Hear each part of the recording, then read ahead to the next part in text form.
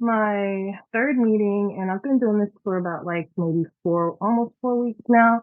And I Okay. just have a couple of questions. So, like, when I do the bulk lister and there's some failed listings, right? Those become drafts. And so, I think some of them make sense to be drafts, like they stop because I don't even remember, but Yeah. like they're eBay drafts. And so my question is like, should I be taking those and like just finish listing them manually?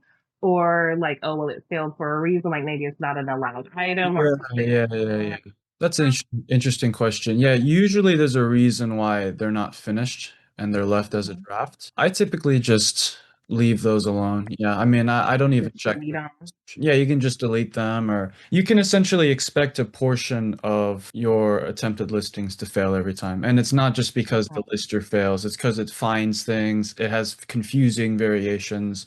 It's like a medical item and they want to skip it. So I'd say typically for me, usually between 60 and 80% of the links I put in will actually get listed. So it's more of a volume game. So I wouldn't worry about it. Okay, no, that makes sense because I was wondering whether I should just go ahead and manually update them and then would the Mhm. tracker even track them or so on. So then fine. Yeah, I, I'll just not I even would worry. just, I would just save your time, yeah, and then take the win on the other. I'm assuming most of them still list or a decent percentage, Mhm. and then you can just focus on your next batch and research the next set of items. Yeah, Awesome, thank you. yeah, And of then I have course. one more question. Yeah, of course. So then also, like, I know some people use like TrackerBot and all of that, and so far I haven't felt like I needed to do that. I've had an eBay account kind of established already that I was doing Yeah, my own reselling on. So, customer service so far seems to be handling that just fine. But what I do wonder is, does the tracker bot, so for example, if I were to get an item not received, hey, does it like do any retro? So for example, like I don't want to invest in tracker bot right now because I'm fine. But if I get a case today and it's an item and I see Amazon shows it was delivered, if I were to like get a TrackerBot account phone today and put in that delivered Amazon tracking number, will it still create a tracking for something that's already delivered, or is it only for things like as you go along? See, does anyone I know? actually think it does work in retro, like you're saying. If you go ahead and were to get an INR tomorrow, I think you could just open up a tracker bot and convert the number to Aquiline, which is the one of the conversion tracking carriers that they use. And yeah, I think you could use it like that. And I think it would work. Yeah, 100%. Okay, I was just wondering because I feel like I don't want to Yeah. invest in it until necessary. Yeah, So no, I agree. I yeah. personally haven't used tracking for the majority of my journey on multiple accounts. As long as you have great customer support, it's fine. Um, Usually, if you just have great customer support, you're gonna be fine. That being said, a lot of other people do like to use tracking, and it helps as well. With reducing INR. So it's kind of there's pros and cons to either side, though, I would say. So I definitely would agree. Tracking is really great for beginners, though. Like if you don't want to put as much time into customer service just to, handle a lot of those questions, like, where's my order, that kind of stuff. But if you have great customer support, I think you're fine just waiting, yeah, for invest. Perfect. Yeah. So thank you. Yeah, of course. I mean, so you told me you've been here for three meetings now, so I'm assuming you're pretty new. But, how's everything been? Like, have you been mostly doing the bulk theory and have you been able to see some results or? So I'm up to about maybe 2,700 listings today, and I'm getting probably about like 2 to 3 orders every day. And then some orders are still some of my previous items that I was already also doing. But I mean, basically, I've already made back what I've invested in ecomsniper and eBay. So I'm at like 250, like not a lot, as far as Good, good. profit, No, but no, no, no, no. That's good. That's good. That's very good yeah. for starting out. I So think I that's, mean, yeah.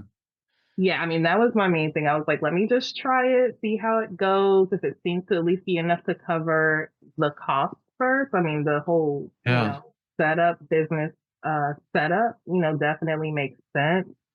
And I just started warming up a couple more Amazon accounts great. Wow. and I already have an LLC, so my eBay was already personal and I changed it into a business account still under Yep. myself. But the one for my LLC, so I'm working on getting the extra IP address, I guess, basically, so that I Yeah. can start the next eBay and warm that one up. Awesome. Yeah, no, I mean, you seem very logical. I really like that. Like it's just very logical way of thinking about it. I'm really glad you've been able to see some results early. Like I was pretty much break even the first month I had ecomsniper because a lot of businesses can take some time, but I'm really glad you're seeing some results straight out of, the first few weeks. And yeah, just keep listing and I'm sure the course has been of great use to you and has some good videos in there for handling all the issues that'll pop up. And yeah, just keep pushing to 10K. You'll steadily continue to make more. I think it's great. Absolutely. Thank you. Yeah, of course. Have a great weekend, Christina. I started on around December 15th. I got an MC11. Me Okay. and Marty fixed that. I've mainly been sniping, Gotcha. So you got MC11. So you started December 15. When did you get the MC11? probably like 4 days after, because I listed too many products at once. Too many off the bat. Have you reached out to Marty? Yeah, I fixed it. You fixed it. Yeah, Oh, yeah, it's I got it done like super quick. epic. Oh, bro, that's so Marty's awesome. the goat. Bro, he's such a go. Yeah, he helped me with one as well.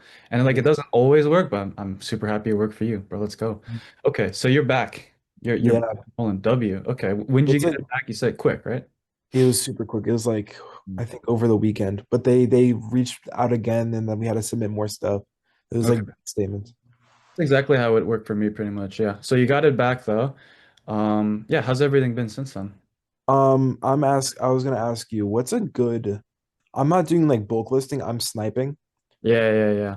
But what's a good like total sales after like a month in revenue? That really depends on the strategy. I think in my first month I did like 3,000 in revenue, but it was close to break even. Yeah, I'm around there. Yeah, and don't feel bad if if someone's listening, don't feel bad if it's worse. Like you can get very variable results at the beginning.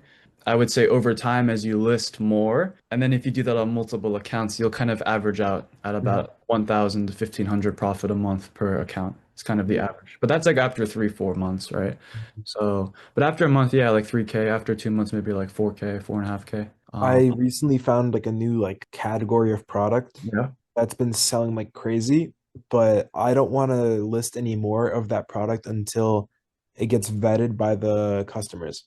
Yeah. Oh, that's very smart. Yeah, because there's lots of items that are really popular, but then like they're really popular, but then they're terrible quality. So yeah, I think that's good. Like keep it controlled, and if it works out well and you're getting Yo, lots of I had a positive, quick question. What's the product? I don't know if he wants to give that away. It You don't have to. You don't have to give it away if you don't want to. wait, who's asking? Yeah, Uh, it's me. I I think don't know Milad myself. is asking. Yeah. Caleb's Yeah. like, don't do it, don't do it. Yeah. No, I mean, I don't want to protect No, the you good. You're should. like What it's is like it? it's 50% margin. I don't want to say. Yeah. No, I mean, how do I pronounce your name? Is it Milad? Sorry if I'm. Yeah, Oh, nice to meet you, Milad. I'm Jonathan. Yeah, I mean, did if you? if you use the competitor scanner and do research, you can find your own niches to kind of sell in. And Yeah, what I was gonna tell Dimitri is like once you kind of find a niche item that's performing well, you can also like after you've kind of vetted the niche, you can list a lot of similar items, similar keywords. Mhm. You can make a lot of money that way. So I'm really happy you found something, Dimitri. And yeah, Yeah, I definitely. have like a whole private supplier and everything. Oh, yeah, 100%. You can do that as well. Like buy it in bulk. You can work out a 3P. Like there's so many, it's crazy. There's so many ways to make money. And you could just keep Sure. shipping it. There's so many things you can do. Yeah. So, It was a private supplier that I actually got whenever I first started drop shipping. I used to do like Shopify. oh, I do as well, yeah. That's stuff. You still do it? Yeah, I do. I've kind of evolved into more direct response copywriting. Like I'm doing a lot of copywriting right now. But yeah, I still have my own stores up. I don't do like a ton, but Mhm. something else I do. But that's so you have private supplier and you think you can get it at a huge discount, right, in bulk? Yeah, I get them like I drop ship with them. Like they Yeah, drop I yeah, I pay get it. $12 shipping. Yeah, $12. So how much cheaper is it? You don't have to give price ranges, so it's a lot cheaper. You could order a bunch in bulk. I think that's really smart. Yeah, you could Mhm. even start like having it at your house and then ship it out. Yeah, at some point I will be doing bulk. do it. this Yeah. product, if the vetting goes well. Like again, I found my own niches, like light items that you can buy in bulk. Mhm. There's so much potential, especially if you branch out to a niche, you have multiple winning products. Like, Right. and then you don't have to worry about like being gray hat drop shipping. You can just have like a white hat store and just make a ton of money. So Yeah. that's super cool, man. But I like everything you're doing. And yeah, in terms of sale volume and stuff, like you want to aim for something that's steadily going up every month. Like you Mhm. do 20K a month in revenue, but the month before you want to be at like 15K, right? And then the month before you want to be at like 10K. Yeah, that's just some. Wait, why is that? Is that because of like high selling limits? Yeah, I think someone was even asking a question about MCO in one, but if you increase your sales too quickly, you will get, that'll raise a flag with eBay, and then they'll give you an MC 11. And that happens when you just have these crazy fluctuations in sales, which includes too many sales too quickly, right? So, Wait, so what does an MC1 do?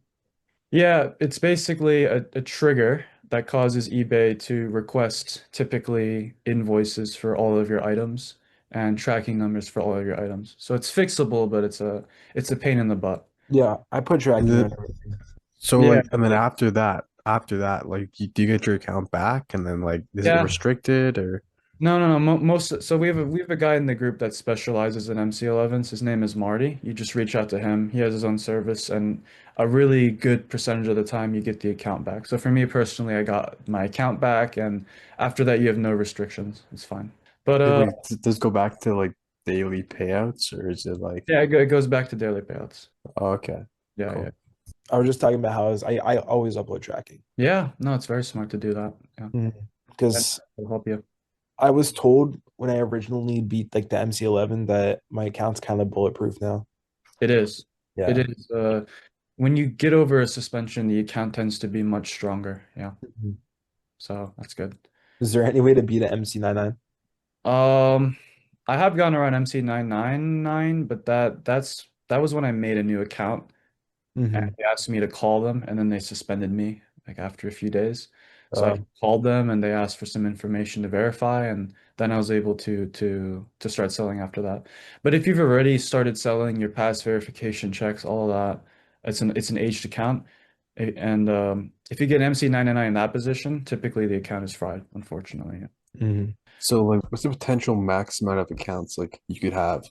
There's guys with 20 accounts, 100 accounts, more than that. The biggest like I've seen is like 100 accounts, but there's people with more. Dude, 100 accounts is insane. Yeah, typically with that, you just kind of go down the agency route. You just start running accounts for other people. But like, how much would that like? It would take probably years to set up for Yeah, sure. like four. Ask Dan, he's in here.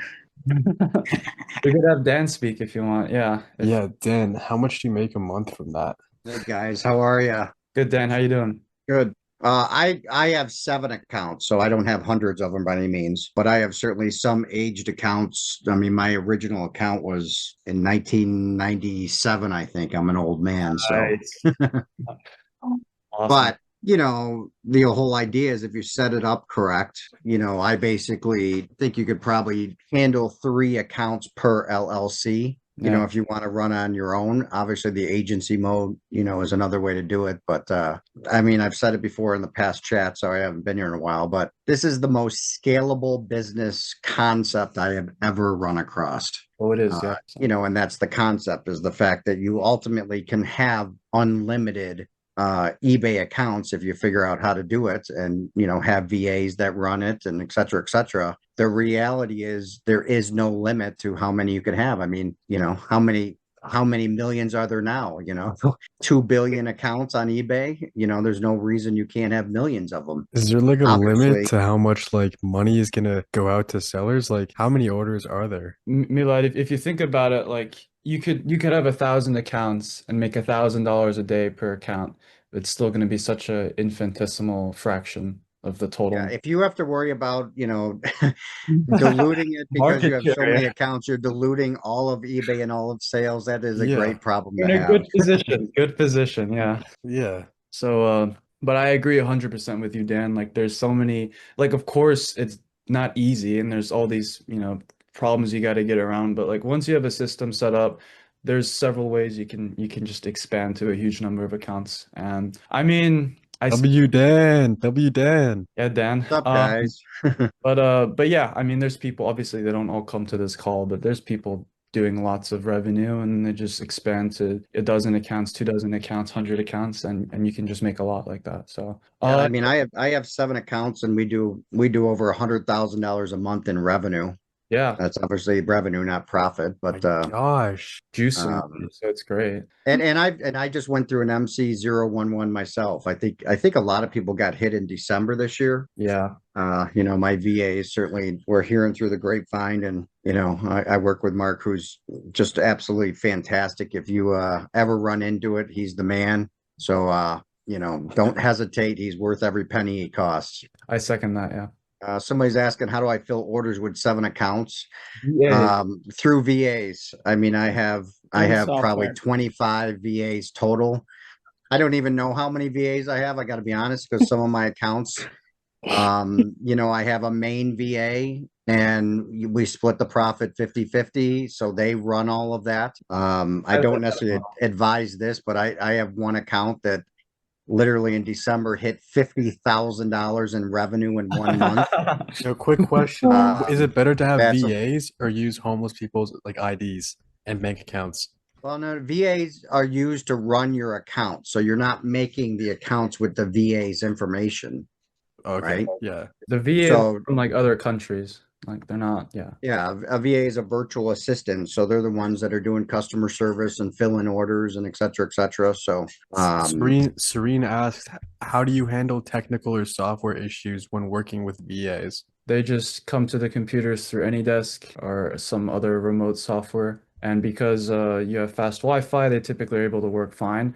If there's any software issues, you just debug the software. Yeah. And you can always reach out to Noi on the team and you can work through any problems pretty much. Yeah. Yeah, we got a question for Dan. Have you ever given Poshmark a solid try? And do you think it's any better than selling on eBay? I've looked at it, but I gave up pretty quick, mainly just because I'm better off with systems like Sammy's created and just follow a system that somebody's already created. So I do know other people have done that, and if you have systems that people have recommended, then that's the way to go. I have spent thousands and thousands on courses and eBay courses, which I certainly recommend.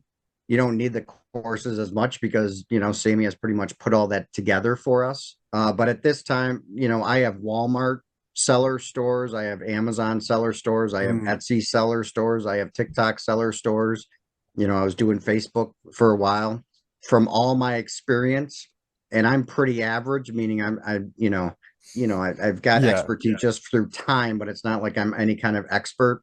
I still think eBay is the easiest way to go and continue with and to scale. Because again, look, ultimately, every eBay account, typically within 6 months to a year, should be worth $500 to $1,000 net profit, right?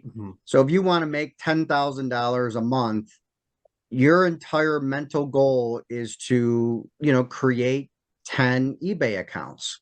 Now, the hardest part with that is if they're linked together. If you end up with a problem with one, then all the work that you've done, you can lose all 10. So, the real trick here is learning how to create eBay accounts and warm them up. I created 2 last year. I haven't even used yet. I'm just warming them up.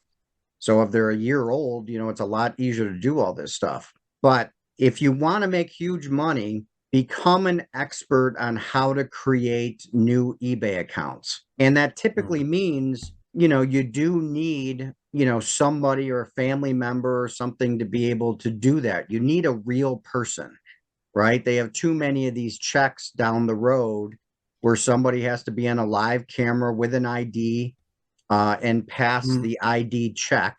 So to create fake accounts that you have no true person, I think is eventually a waste of a time because you're eventually going to lose it. So, I'm an old man, so I have 4 kids and my wife. So we basically have 6 different people, and And how many accounts can you get from 6 different people? Well, I think I'm okay with 3 to 5.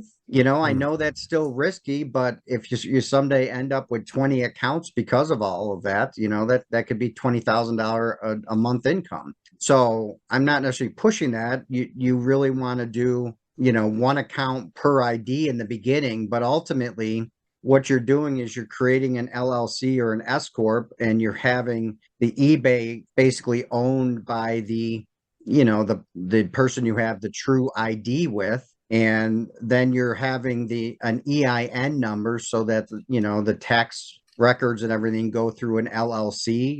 If you want a blind LLC, you do that through like Wyoming or whatnot, so that it never sees you and your information, only that one person's information. Your biggest thing with using other people's ID is you don't want them to get the tax hit from it. So you need to create an LLC or an S Corp, so the taxes go through that and then through your taxes. And again, I know that's pretty advanced stuff, but become an expert on that, and especially with AI helping you walk through all that stuff now, that's even way easier than it used to be. If you're an expert on that, then there is unlimited scaling ability, You can right? just sell Because LLCs with preloaded eBay accounts. listen, I've been asking for years. If anybody wants to make that a job, that they would make a fortune. I would buy, Because it's a digital asset, right? yeah, I would buy aged, eBay accounts. I would buy aged Amazon accounts. I mean, those have a lot of value. So if somebody became an expert and, just age these over time, there's a lot of value there, no question. I'm on it, then. I'm on it. There you go. Let me know. We have I'll our be your, friend, I'll be your first customer. Caleb Augustin. Where are you from, Caleb? I'm from Haiti. Caleb Augustin from Haiti. He is on I it, live in boys. Florida. I live in Florida right now. So then, long time no see, man. Listen, I'm on it. I'm on it. I got 5 accounts last week. I got one from my barber. I got another one from his friend. I got 3 from a lady that's been in business not as long as you, but her eBay accounts are like 15 years old. Yeah. Like, she started reselling before 2015 or whatever. So, she's done with that, but she's pretty old too. I met her at the gym, and Nice. we started talking, and I was like, hey, can you pass down all those accounts to me? And she's like, sure. I mean, I'm not doing anything with them. I was like, Well, Caleb, listen, it's a true legit business.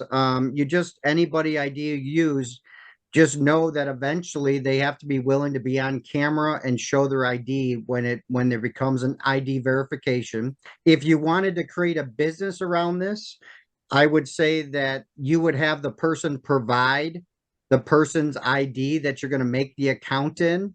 You're going to do it, on their system. So you're going to AnyDesk it in. Rust Desk is the other one that I recommend now, because AnyDesk, the bigger you get, they keep jumping up with the paid for service and whatever. But, your service would be that somebody would come to you with the person and the ID, and then you would either walk them through how to create the LLC, and then you're going to age that account for 6 months, and you're going to have some kind of fee for doing that. I got something better. You can sell what you call a book of business.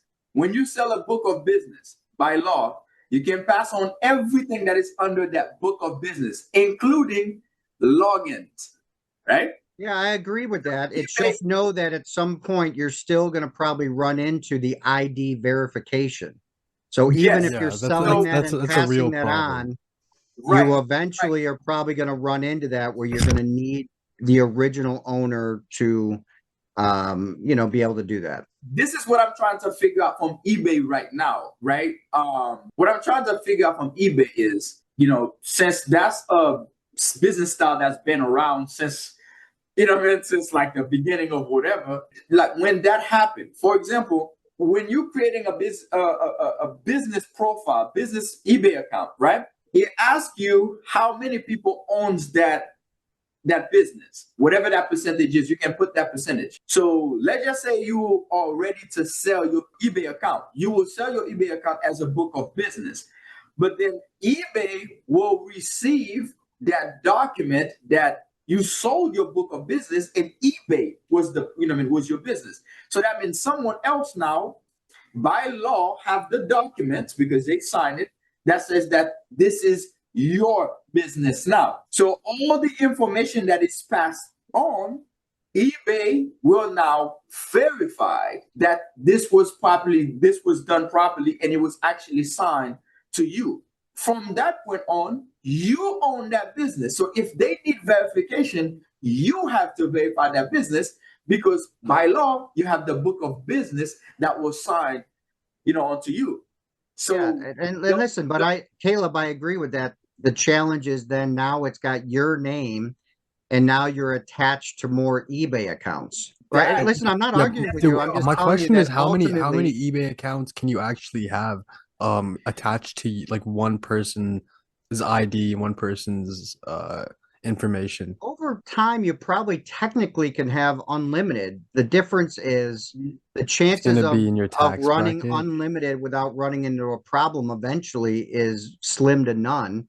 So again, you can set all this up and waste a lot of time, because suddenly you bought, 10 legitly, LLC eBay accounts, and, you had it transferred to you in your name, but now you're attached to all 10. So if one really goes Mhm. down badly, then eventually each one of those are at risk. You're just risking them all, right? So listen, I love the idea. It's just the money, the value is if somehow you have completely separate eBay accounts that are not connected whatsoever in any possible way. That's the proper way to scale to make millions. Okay, But I have an this idea. is the part.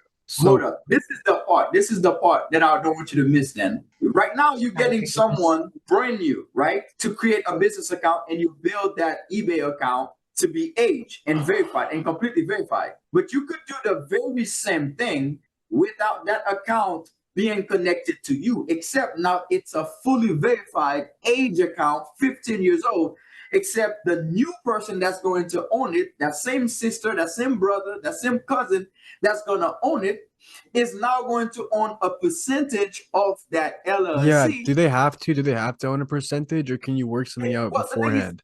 they don't really have to own a percentage of the LLC.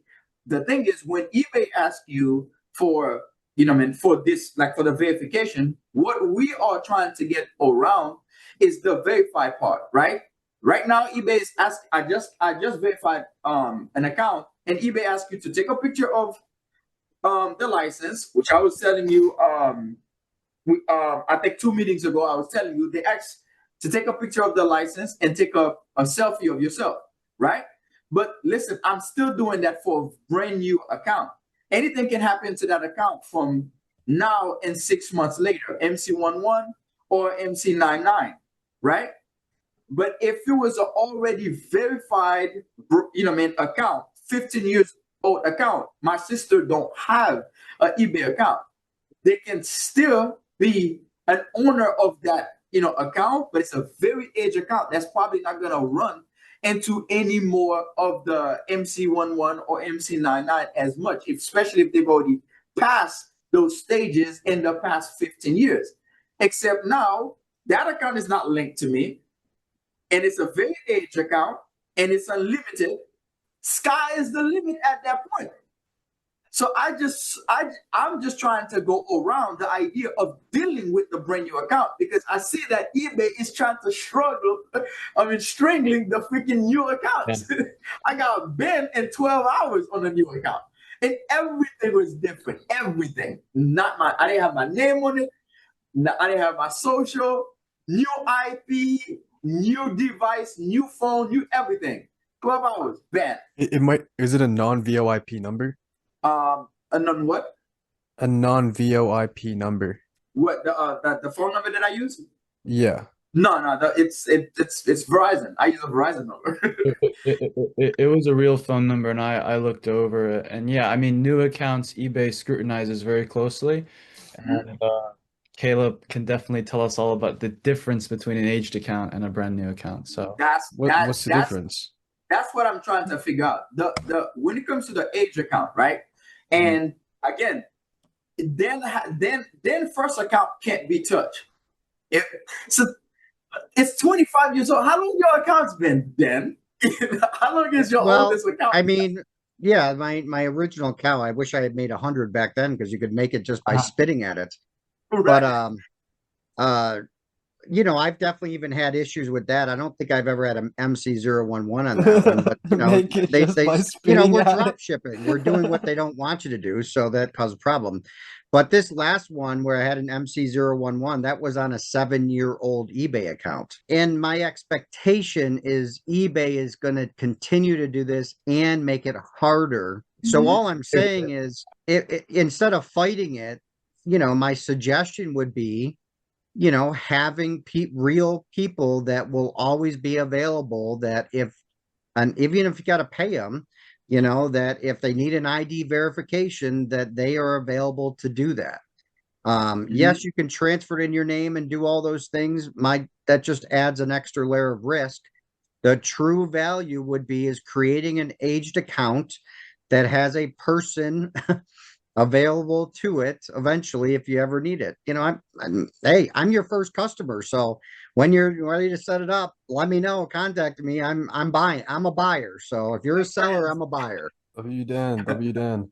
Yeah, All right, and then what Dan is saying though is always going to be the safest, like having separated accounts, because I do agree, like aged accounts can get banned. I was talking to someone with a bunch of accounts, 5-year-old account, top rated, just randomly got MC999. It of course does happen. So we're just trying to protect ourselves in the long term against suspension and risk. So So, no, and I think this last wave of MC011, and I'm sorry if you guys have covered this in past calls, but you know, I think a big wave happened in December. December is very risky. You know, yeah, it happens with growth and increase of sales. But, you know, based on what we do, you know, sometimes we have issues with tracking IDs, right? So what's really triggering these is having high, even though it doesn't affect your seller performance, but having high items not received, you know, that is triggering more MC011s. yeah, So and even if you're using, TrackerBot and, you know, or Track Taco or whatever, and putting in fake trackings, you know, the biggest challenge is when people don't, it doesn't track, or they don't think they received their item and they open those, that's when you run into problems. yeah. Oliver was using TrackerBot and he actually got like 10 INRs in December. I don't think it wait, actually. what's IR? It's item not received cases. Someone says they didn't get the item. But yeah, he got a lot, even with TrackerBot, because if it's delayed, then it's not going to be updated. So like this is where Caleb would say, right? Like customer support is so important, staying on top Yes. of all the old orders, setting messages in advance, taking care of people so they don't open INRs, right? And that will matter regardless of tracking. So it really does come down to just having really good systems in place when you're scaling. So, and I'll tell you how I'm going to move with my accounts. It might seem counterintuitive, but we are literally going to slow down our accounts in December every year from now on. Um, I just think there's too much risk. And the number one way we slow it down is we just increase the price 10%. So we make sales and we make more profit, but you know, we try to slow down the volume some because it's just not worth the MC011, et cetera, et cetera, et cetera. And Yeah. again, the minute I get that, I pause any accounts that are attached to all that because it can get ugly really quick. And if you're doing, you know, $1,000 a day in sales, you're not getting paid either. So that can, you know, in 10 days, that's $10,000 that you're sitting on. So, you know, it down the road, it can get serious. So again, I'm just letting you know our method is we're That's what going to happened to slow me down our actually. December sales, even though I know that's the hottest month. That's the biggest month you're going to run into problems. That's what happened to me. I'm pretty new to this. I started a couple months ago, and I opened an account in like September, or was it August? And I ended up scaling it to $1,000 a day in December, and then for after 10 days, I got that I think 99, like the tracking number and proof of purchase. Yeah, Yeah. and I mean, again, we love the money, and man, when everything's pumping great, everything's great.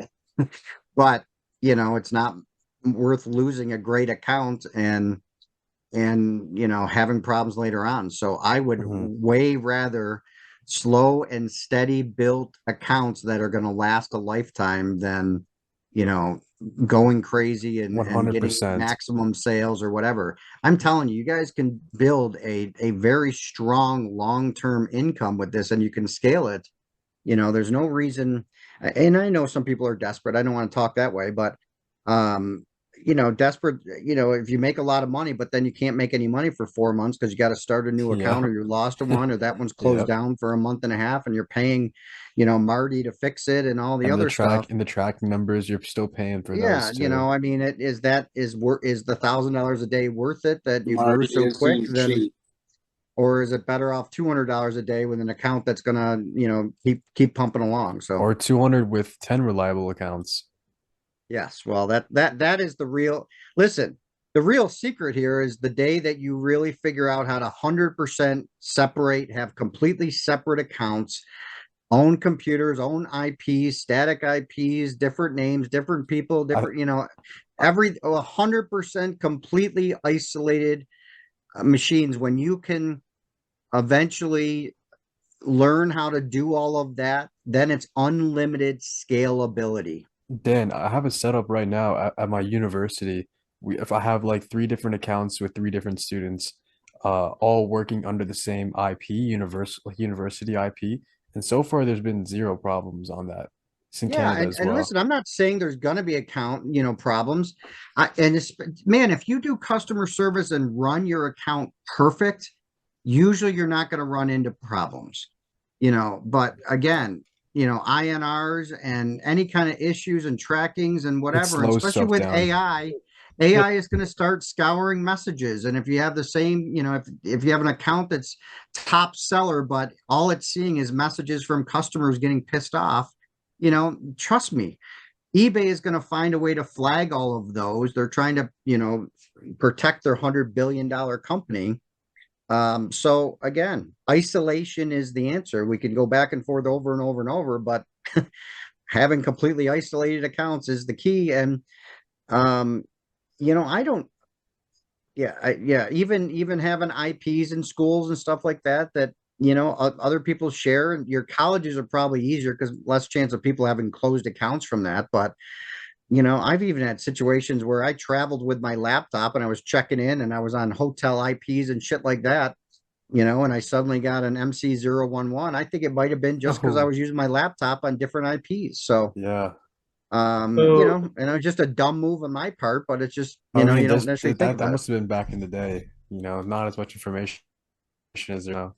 No, that also happened to me. I was traveling and I was in LA and I opened and well I had an account but it was like 4 years and all of a sudden they just hit me with an MC11. So yeah, because I was on hotel Wi-Fi. Is guys, So if I can MC11 tell you anything, verification? once you log into eBay, I know it's stupid because you should be able to travel and run your accounts, but the reality is, the suggestion, the learning experience is, once you log in on a computer with that eBay account, either if you're using a VPS, but again, a mini computer is the best way with a static IP. Once you do that, do not ever log into that account any other way, yeah, anytime, any place, anywhere. From well, then on, you are going to AnyDesk into that computer for the rest of your life. That's the suggestion. so Um, real quick, right? So I think this has been a great discussion. We're gonna move on to Hunter in one sec, but Dan, I just have one quick question. Do you use tracking like TrackerBot? I use it all, you know, so I'm always experimenting with my different accounts. Mm, So I use Track Taco, I use TrackerBot. okay. You know, TrackerBot, as we all know, is not perfect either. Yeah, yeah. I went a couple years without using it. I'm actually going back to it. So I do recommend it, you know. The biggest thing I think is communication. And the other thing, especially if you're trying to get top rated seller, one of that is getting those things delivered and tracking put in immediately. Well, Oh that's yeah. going to be a problem because that's what's going to cause all your, you know, item not received cases. So what we do primarily at this point is we wait at least 48 hours before we put in any kind of tracking, you know, and if we're using Track Taco, we're picking out the latest delivery date as we can. You know, don't pick because the number one thing happens, right? Is it says it's delivered. Somebody dings their phone and says your eBay thing was delivered and it never was. And they're instantly on edge and pissed off and whatever. That's what you want to avoid, right? So I try to do my track taco. If I do it, that's going to show up as delivered on the day it probably will be delivered, or a day or two after it actually gets delivered. Because by the time they receive their item, they could care less about delivery info. How's everything going? Good? Awesome, bro. I hope you're doing all right. Yeah, I'm good. I'm good. So this week was actually really good. My account's like 2.5 weeks been selling, and this week I'm doing like 1,100 in sales revenue, so it's pretty good. But so oh, can you hear me? Okay. I Yeah. can hear you. So a couple questions and stuff like that. My first question was, I woke up this morning and saw it, but it happened last night. I was telling Rob, hold on, let me actually pull up the screenshot of everything it's saying. I just want to, if anyone else knows and wants to make some feedback, just let me know. But so they sent me that your account is under review. They basically were saying that payments are on hold. Yeah, so I can still list and everything, bulk list and get sales. And today's been very strong too. So I don't think it's anything with that. But my payments are on hold for 5 days. It says they've got to check look over information. Do you? Sounds like a precursor to MC 011. I don't know if anyone else. Okay. If not, I would say I've gotten that message a lot when creating the account. I've had it kind of go either way. So again, usually it's when I create the account, I randomly get that, and then I'll either get banned a few months later, or in another case, I did not get banned. I just had really low limits, and then I kind of rebuilt from there. So it's pretty random. It just means you did something suspicious. I believe it could be something as simple as like, not having a proper warm up or not selling a warm-up item. Well, I had a really good warm up, and I've been on here. I think had some input, yeah. Oh yeah, go ahead. Yeah, I was just gonna say, if you use a certain name based off the people who run the world, it's almost instant that you don't get banned. Like it's like I don't know Wait, what it sorry, is. what did you say? Use names at There's what? certain names regarding the people who run the world. That's all I'm gonna say. I have And if you use those names, I have you no will idea be good. Well, then I can't. You should know by now. I feel like, but if you do use certain names, you'll be good. That's what I'll tell you. Okay. But yeah, I mean, I told Ruff. He says he's gotten it before. I mean, the only thing I've done is just cancel some orders because the buyer asked me to. But Yeah, and no, I've got a couple of returns, but I think it's just a usually verification. I think. it's usually something due to the way the account was set up. So I forgot exactly what your setup was, but it's something that Well, yeah. yeah. Well, I did have like one account that got completely banned, but it had the same name, but nothing on that account was verified. Like I never put in a Yeah. bank account and I never put in an IP address. But there's like hundreds of those people with the same name, so I don't know. Yeah, no, I understand. So have you reached out to Marty? No, not yet, but Yeah, reach out to Marty. okay. He'll give you some valuable context on whether it could be MC011.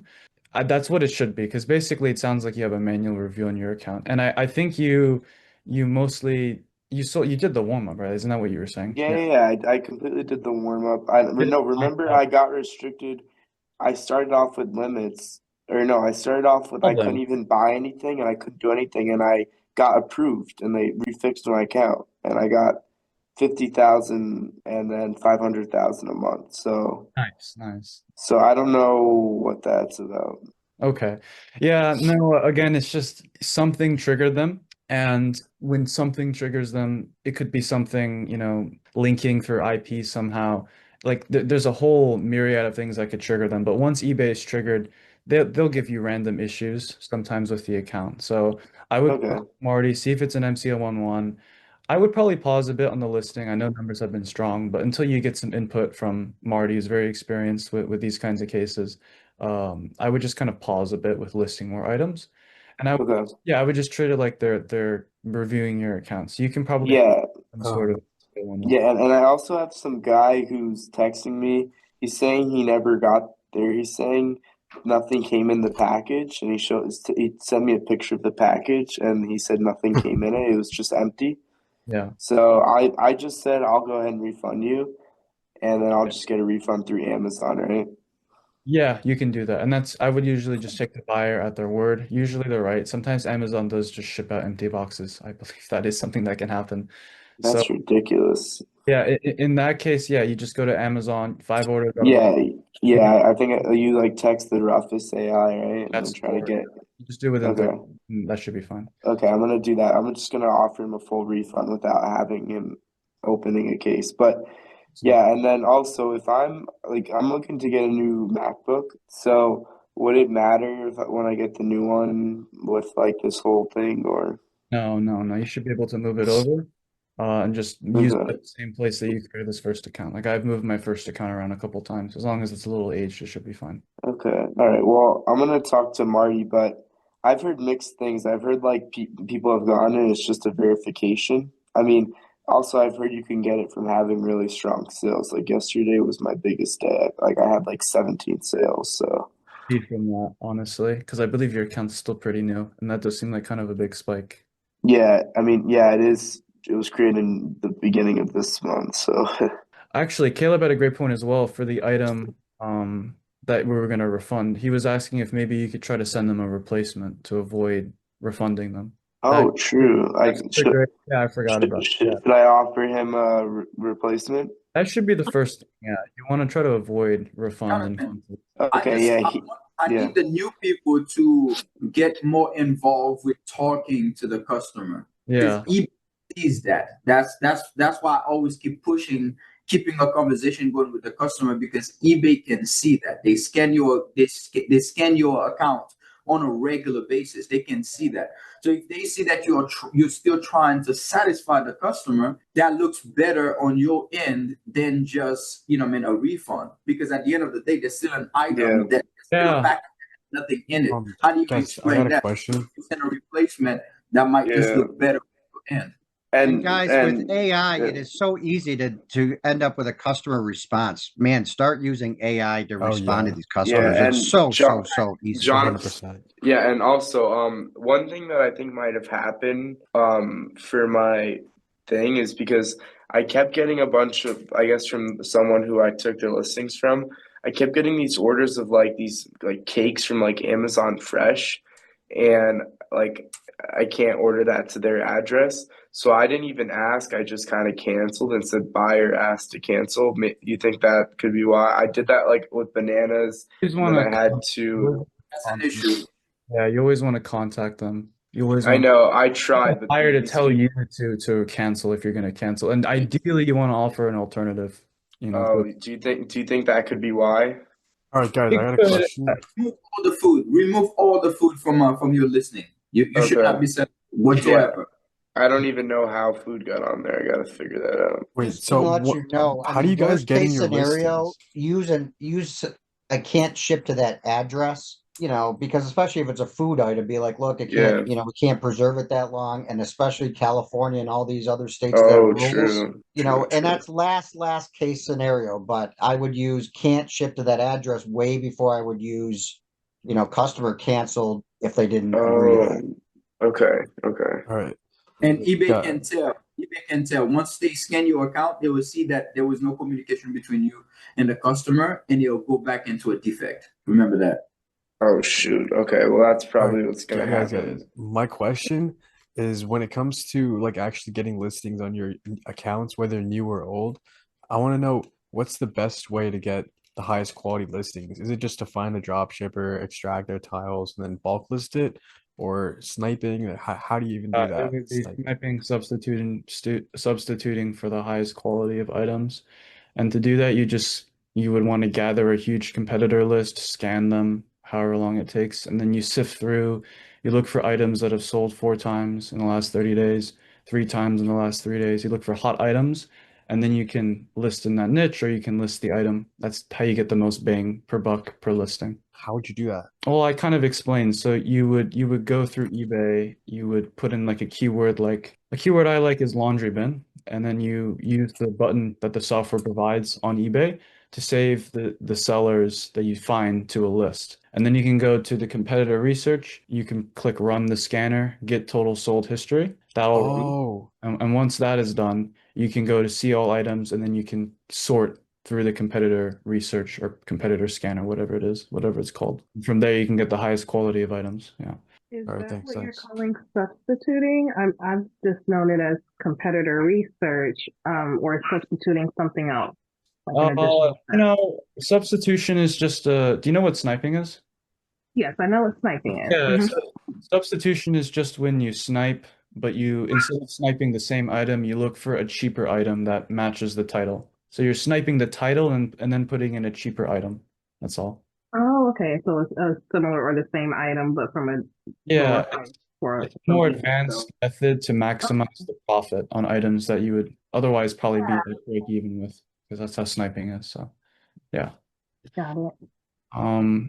Milad, I hope that answers your question. Yeah. Awesome. Bro, Hunter, did you have any other questions? Yeah, I had something for you. Oh, okay. Well, Yeah. What okay. were after you run your competitor research, what were your parameters that you like to filter for there? You mentioned sold 4 times in the past 30 days. Yeah, it Like really what depends. sort of price parameters and all that stuff? It really depends on what you're looking for, and Right. this doesn't automatically get you good listings, but I don't know. The one Sammy always said that I started with was like 2 sold in the last 3 days, 3 sold in the last 3 days, 3 sold in the last 7 days. Those are typically pretty hot items. I look more like for niches, so I'll look for like 4 sold in the last 30 days, over, $15 in price, so they're higher ticket. And then, I'll look at those items. But there's a lot of ways to approach it, honestly. Like, Yeah, and you product hunt those items basically. yeah. Right. Yeah, exactly. You can hunt for specific items, or you can again substitute by looking for similar items that are cheaper. Or you can just list similar items, period, with different titles. That's another way to approach it. So there's a lot of ways to do it, yeah. Yeah. Okay. And yeah, and the messages I see, yeah, Sammy, I don't remember that one, but I'm sure that's a good one. 10 sold in the last 30 days. Like that's a really hot item, right? If it's selling once every 3 days for a month. So yeah, I mean, you could do 30 sold in 30 days, and those will be even hotter items. So it's really up to you. So yeah. How do Hey, you how do you how do you Oh, get to the don't hate screen where me. it shows you 30 days like um, items that have been sold 30 times? yeah. So sorry, could you repeat the question? So I'll go to Milad first, and then Mike had a quick question. Then I go to Josh. Okay. Yeah. So All right, what was your Like the highest quality listings would be like a listing that sold 30 times in the Yeah, last. but the thing though, right, is that everyone's probably going to be sniping that. So you probably won't be able to snipe it very effectively. So you'll want to like look in the niche and list similar items in the niche, something like that. Yeah, there's a lot of ways to approach it. For sniping, a sweet spot is like, hey, 3 sold in the last 7 days. There'll be lots of items there you can still make a profit on that aren't getting sniped into oblivion. So that's where I would start. What's up, Mike? Can you hear me? Yeah, I can hear you, man. What's up? Yeah, quick question. Basically, I already have the answer for one question because basically in the last I think 10 days, I was not sending messages to basically I was not sending like thank you for purchase, and I didn't ask for feedback, and I just realized that right now that my sales decreased from 7 sales, 8 sales a day. So basically, it's not like many people here are having like 50 sales a day. So I'm not like Oh, so 7 a day is great, man. yeah, I was seven a day, and for 10 days I didn't send any DM, and right now I have like realized that, and right now I only have like 1 or 2 sales per day. So I think this is so important for eBay and when I was sending those DM, maybe not every day, but like every second day I was sending a DM, like asking for feedback or sending them like I have some promotion for you, etc. So basically eBay was giving me more sales because I didn't change much. I just changed my markup from like 85 to 95 percent. But I was thinking all the time it's the reason why, but I think DMs are so like so important. This is my picture. I wanted to ask you if this is if this is something realistic that can be the case, or I'm just inventing Oh, that. yeah. No, like I always send the buyer something, even if it's just a smiley face after they message thank you. Like I've had too many cases where I send them a smiley face and then I get a sale after the next minute. That like, yeah, I just think eBay notices everything. Like Caleb was saying, they look at your chat histories, right? And this is actually something we've seen. I think I finally connected the dots on that. Like I think they're gonna, if you cancel, buyer asks to cancel, but you didn't message them and you didn't get anything from them, like they're gonna change it to out of stock. That's why you gotta like send them messages and get the approval from them. So communicating is just really, really important. And Got you. Yeah, so basically, this is something what I realized during this Yeah. call. Like, Yeah, I just counted the days. I just saw like 10 days. I stopped it when sales decreased, and I realized that. And my second question is, if I will do like only bulk listing, because right now I prefer to stick with bulk listing, and I will get to, I don't know, if, probably 10K listings, or maybe I'll get different subscription to get to 25K of listings. Do you think it's still like doable to have, let's say, I don't know, 2K share profit out of that, or it's gonna be with bulk listing, it's gonna be difficult? Yeah, with bulk listing, you'll probably get up to like 1,000 to 1,500 a month in profit. That's kind of what's reasonable because it's a pretty easy strategy. Yeah. With 10K listings you refer, or 25K listings? 10K. If you go to 25K, you can definitely do more. That being said, if you're going for 25K, I recommend pruning down your 10K. The way I think you should think about it is get to 10K listings and then prune like half of them so you have higher quality items.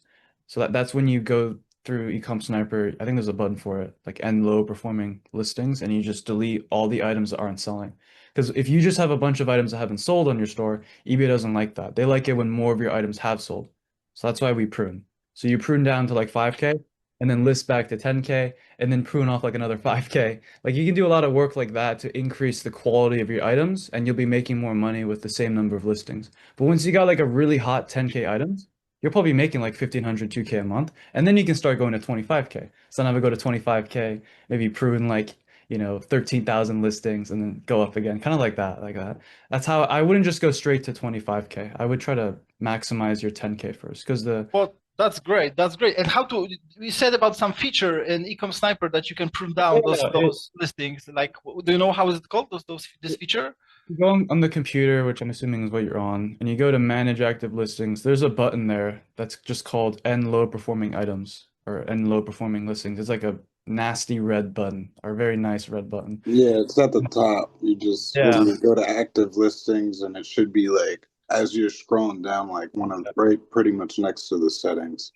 And once you have it, like I would adjust your listings that are showing up to the items that have the least amount of time left, because those are items that have been up for almost 30 days, right? That's what it usually means. So they're about to expire and end, and then you use it, and it's pretty much going to automatically delete everything on the page that has no views. So in 30 days, it got no views, right? It's not going to sell. It's a crappy item. So you can delete it, and it'll delete like 150, 200 at a time. And I'm making it like a weekly task for my VA, so we're pruning out like several thousand items a month, right? Oh, that's great. So basically, you do it on a weekly basis that you prune down this number. Click that button twice a week, right? And that's going to be 300, 400 a week, so that's an extra 1,500. I could have him click it an extra time, and I could do double, right? But and the category which you choose, you said it's a zero views for 30 days, right? It's the default, and if you check it, it'll be that. It'll be default, like 0 views or less. It's going to select all the items that have 0 views, right? And that's why you go to items that are about to expire. So items that are about to expire and have 0 views. That's the ones it deletes. That's what pruning is basically. Perfect. I appreciate that. Thank you. Of course. And yeah, thank you for the value about the listings. So yeah, Caleb. Yeah, also, we probably would like people, especially after Sam had done that research, you probably just have people, have it as part of the strategy to figure out what is your goal when it comes to your sell-through rate. You need to know that number, and you need to actually create a strategy for that number. So for the person that you were just talking to, I'm sorry, I didn't really see the name, with 25,000 items listed, and you said you were selling 7 to 8 items, even with that, your sell-through rate would be 0.000028 or something like that. That's very, very bad. Like, you're barely gonna get sales with that. Even with 8, and you said you dropped to 1 and 2, that doesn't make any sense. Like, you're gonna be your storage is gonna be dragged through the mud. And if you compare that to having 500 listing, but you're selling 7, come on. It makes it's just 500 items, but it makes such a big difference because your sell-through rate is going to be rewarded. So the new people in here learn about your sell-through rate and have a strategy that's supposed to, help yourself through it rather than making it, rough. I mean, I delete 1,000 items every single day. I prune 1,000 items every single day. But I think that's the reason that I am averaging about 50 to 70 sales a day. Yeah, no, I agree. And that Another method, is I have a lot of low priced items that barely make any profit. Sometimes they even lose money just to create momentum. yeah, totally. That's basically the snipe at break-even strategy, and it's a great way. I was actually telling Mike that I think that like yeah, that's another thing you could do is just to snipe at break-even to kind of build momentum. But So basically also add items, because I was trying lastly just the range between I think like $5 and $150.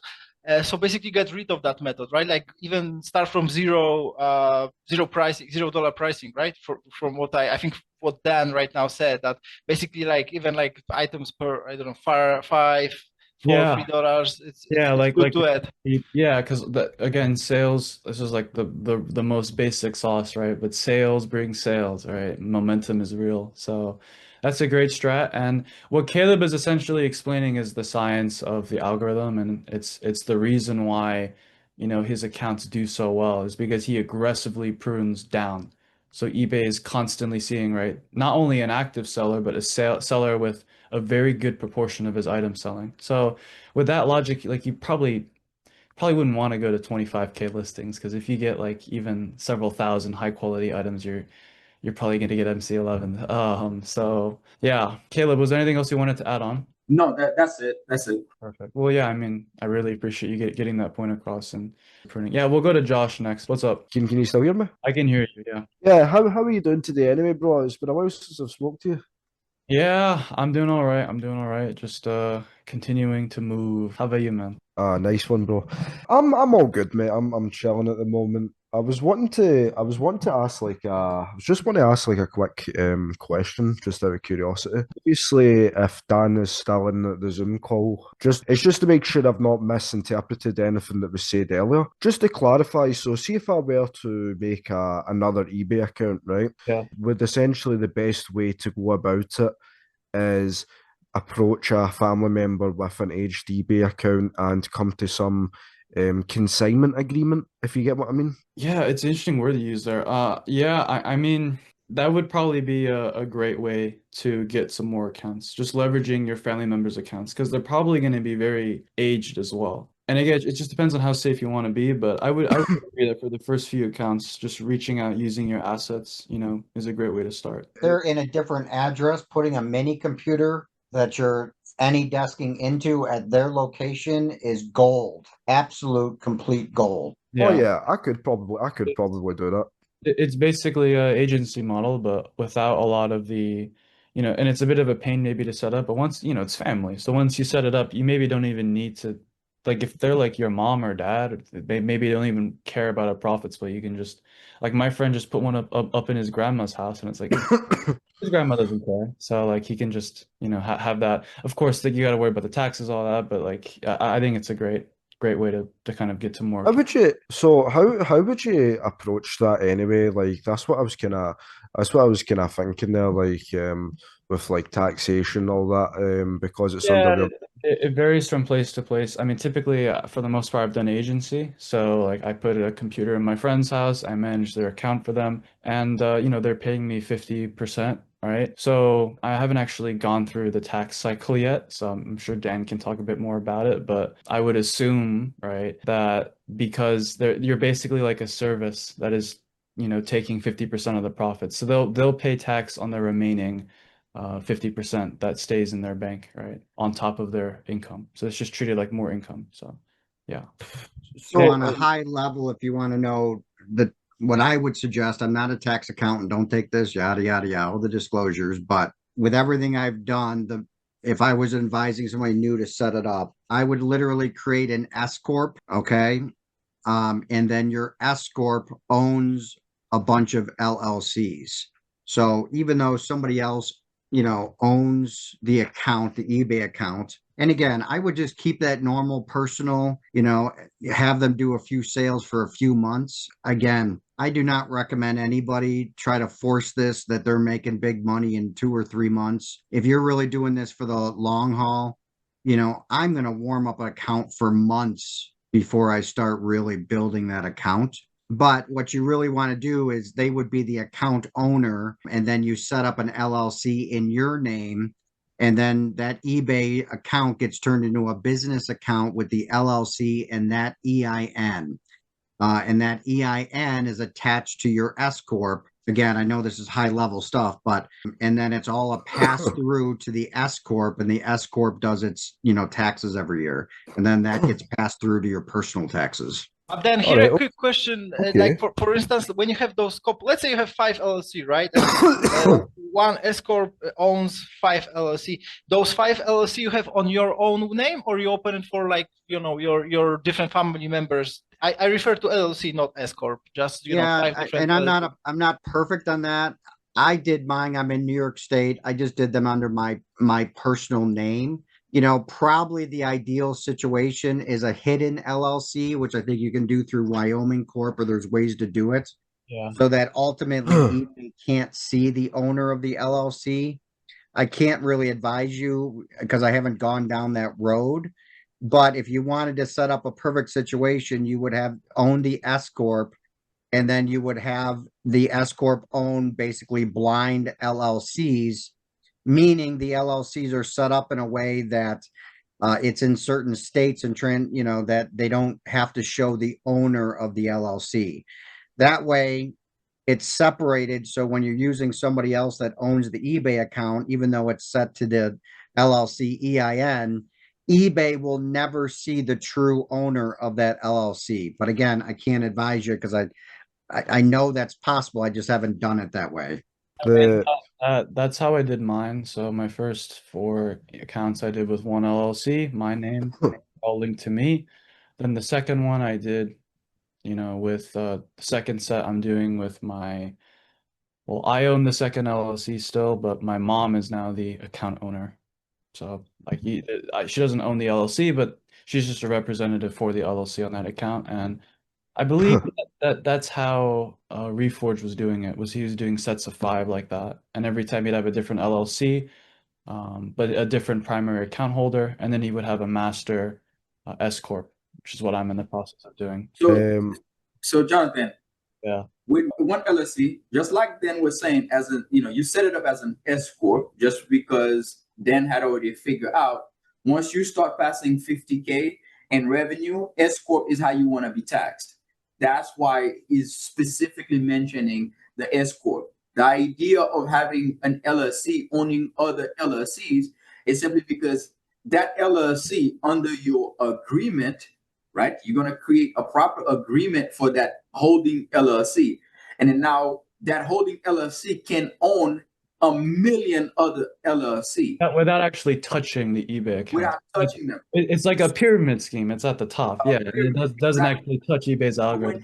When you file taxes, the holding LLC is known as a father LLC. That means you tell the government that the job of that LLC is to manage the money of all incomes that comes through. That means if you have 100 eBay accounts and 100 LLC, their holding company is responsible to manage the money for all of those, which means under whether you are Delaware or Wyoming, you will file you will file one taxes because they only have one. You don't have state tax. You don't have federal. You only have federal. That is why you need that S-Corp, right? Otherwise at scale you need to do multiple filings for every exactly. Other than that, and then without that, you will be also, like if you're paying yourself, you will also be taxed on a personal level. So you got the business, you got all these different filings, and then you would have yourself for whatever you pay yourself. That's a lot of tax. That's a lot of your money going out. However, as an S-Corp, one with the Wyoming LLC as the father company, you file only once as the father company.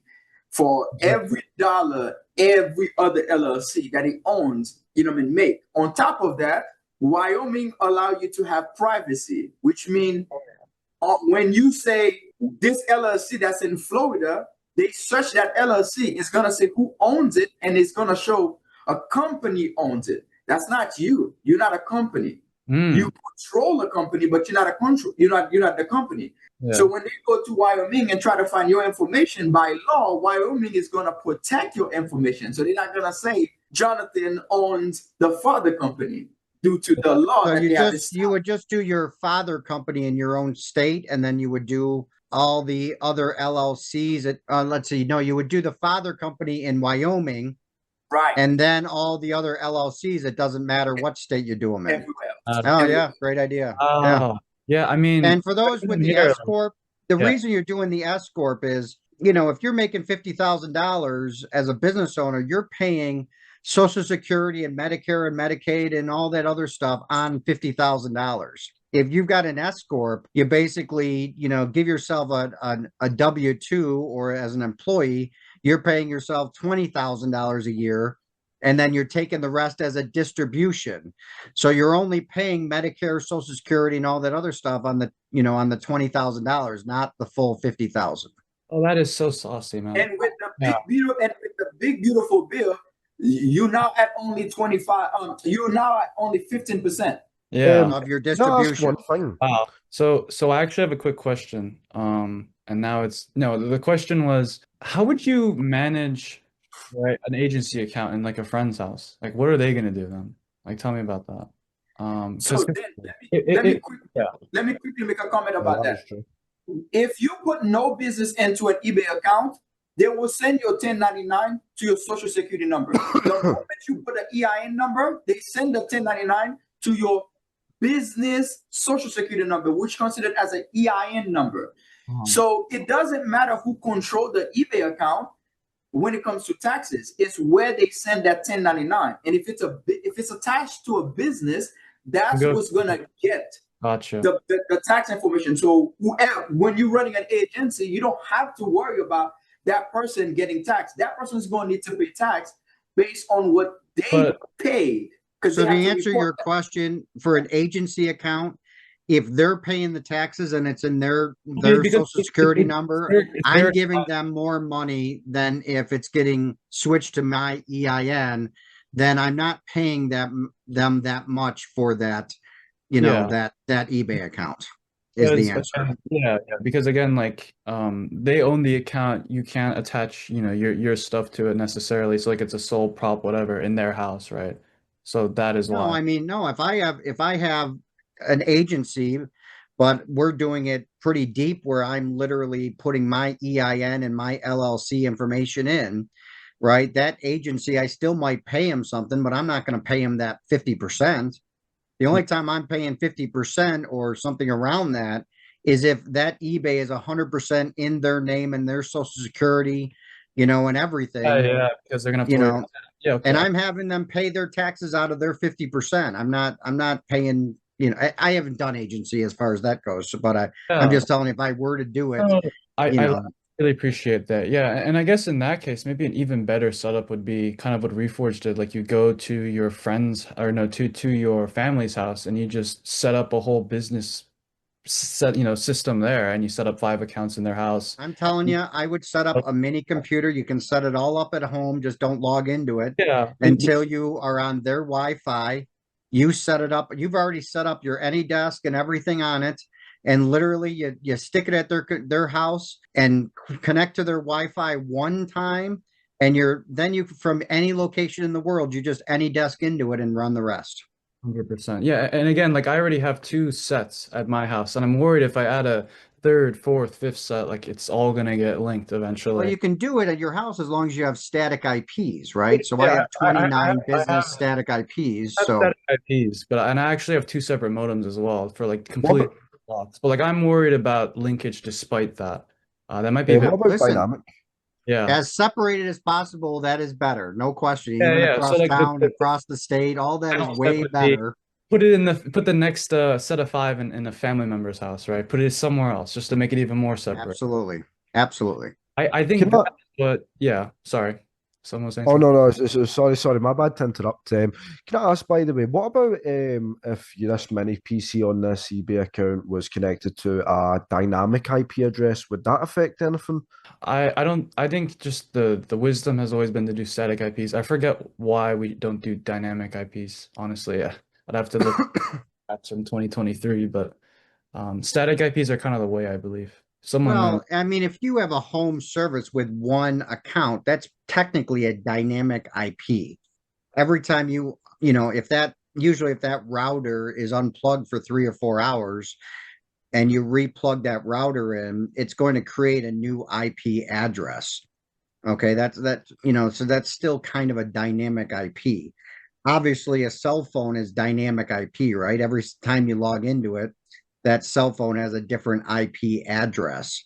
But a static IP is exactly that. It stays as the exact same IP forever.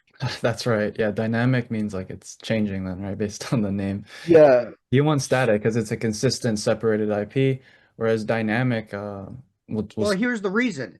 If you're a scammer, you're not going to use an old static IP. It's too easy to find you. So Yeah. you're going to use a cell phone or a dynamic, right? So eBay, obviously, they're going to trust a static IP way more than a dynamic one, just for logical sense that, hey, a scammer is way less apt to use a static IP from their home address.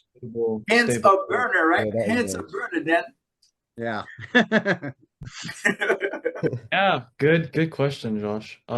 Josh, did you have any other questions, or we can go to Mike's question because he has his hand up. But No, that was really all I wanted to ask. Really, see the INR or whatever, the IT of what number was it you would mention? Like it was employer number. I would honestly need to ask Rup about stuff like taxation because we don't really have anything like IRS or that over here. It's like HMRC, so it's completely different over here to talk to America. Roop is like a crazy asset. Like you got to talk to him about that. Because I think he's actually been through the cycle. I wouldn't know. I know you have LTDs, and then you have something else instead of an EIN. So I'm sure you have your own process to go through though. Yeah, we have like UTRs and national insurance, etc., which is the UK equivalent to social security numbers and etc. It's completely different over here, so Yeah. I mean, it probably wouldn't apply to me. ChatGPT will be your friend. Like you can kind of explain what we talked about here, and then just say like I'm in the UK or in your Explain it in UK terms. Explain it in UK terms. Make it work for me because there's some way to make it work, right? Real quick, Mike, what was your question? Sorry to keep you waiting. No worries, all good. About LLC, because there is a verification process on eBay when we open, the eBay account. So they ask for kind of like person verification. So how to manage that? Let's say we want to open 3 different eBay accounts with one LLC, because I see that this is kind of like a limit, right? Like 3 eBay accounts per one LLC. Actually, I have like 2 LLC with Wyoming because I have like my different business going with Amazon. So right now I just recently switched to eBay and wanted to see right now if there's this verification, because I remember first account on eBay, which actually I started with my European one. So they asked me for my, I believe, ID. Later, I think apart from ID, they asked for my passport, I guess. So there was this whole process of verification. So how to manage open 3 different eBay accounts when I assume they will see this, the same person, the same ID, they will just not allow it. So yeah, I mean the way I did it is I used status change. So I was able to make multiple accounts under my name by essentially using static IPs, right? Different business banks, and I just put in like a slight variation of my name. And after it 5,000 in revenue, they ask for you to verify everything, and I would just put in my passport. Like you said, I would go through that process of verifying. And eBay allows you to have multiple seller accounts. They're just all linked. That's all. So basically, there is no issue in that. So basically, you provided same image of your passport, of your ID on 3 different accounts, and that was good. You just change your name, but I don't know, like you change. Again, it can cause issues, right? Like generally the safest will be to use somebody else's information. But if you want to try to milk your information, you can make multiple. It's just a bit more complicated because you don't want to, because a new account can get banned and then that can get your old accounts banned. So you don't want to get your old. That's why using new info is always the best. But if you're going to use your info, I guess a safe method would be to like, put in variant info, just have nothing be linked, right? So anything that's the same, you just change it slightly. And even if, let's say, I will use, I don't know, like my wife or my sister data, and I will open my eBay accounts for them. This is not issue that they are not like shareholders at my LLC, right? Yeah, they don't have to be. It's always going to go, like we were discussing, it's always going to go to the LLC, EIN, yeah. Oh, great. So it doesn't matter that who I will choose as a person for to opening eBay account. And I understand it's safer to use someone else, right? And something, maybe something could happen, but then it's like your family, right? So, but usually it goes to the LLC. Got you. You can correct me if I'm wrong. I still haven't, yeah. So you open like for your own, you open like 3 different eBay accounts, and you just change letters in your name. Yeah, I was told I could go to 5, but I made a mistake on my 3rd and I got an MC11. So after that, I just switched it up, did a completely different setup after that. So I just did 3, yeah. And if may I ask, the mistake was related with this person verification, or it was something else? It was something different. It wasn't related to that, yeah. Oh, got it. Mistake I made, yeah. So the address can be the same, the address of the person, and again, you want it to all be different. That's honestly like if you're gonna make one thing different, you want it all to be different, So I would make variations to everything, but yeah, because like if you have a slightly different name but your address is the exact same, they're gonna be able to link you back to your home account. Got it. If you use a passport, there's no address on your passport. That's why we recommend passport. That's why you should do passport. And I did get away with the cheeky license verification one time with a non-matching address, but I would not bet on that. But like when you're creating the account, like a different address too for that. Yeah. Yeah. So passport seems like the safest one, right? It's always the best. Yeah. The address shouldn't be a problem anymore due to the fact that when you set up a holding company, right, you can actually have a different address for the company that holding company is controlling. Yeah. Yeah. That address should be the address that's on your eBay. At that point, when you need to provide information about that LLC, they're going to ask you for the article of incorporation, and it's going to have that address on it, and you will be fine. That's what matters, and that's actually what the issue was, Mike, with the MCL11 is you just need to have a principal office address on your articles that matches your eBay. That's what you're going to change it to eventually, and it can be any random. It can be any address based on what I've seen. So. And here a question, because I just remember about what example they asked me. I think about the like confirmation of the address. No, not the address. It was I like transfer from bank. I don't know if you were also asked about the address. I wouldn't worry about that. I haven't had issues with the address being linked from the bank. Just when you enter the bank, enter it manually. Do not like log in through the portal that they give you to sign into the bank. Right? I think they use Plaid. Why not? So don't log in. Why can't you log in through the portal? Because then I believe it collects information. It collects data. It gives them more information, and then they can link you based on your bank account having the same name, right? Or your bank account having the same address or phone number. So the best way to do it has always been to just like type in random letters, select, can't find your bank ? And then enter manually. On my first account, I linked it with one of my banks. You're fine for your first account. I'm saying like your 2nd, 3rd, 5th, 10th account. Your first one, just make it completely normally. Like you're fine. Yeah. Don't worry about it. It's a whole different thing. Mike, did that answer your question? Thank you. Yeah, I appreciate that. Awesome. Eli, what's up, Eli? Yeah, hi.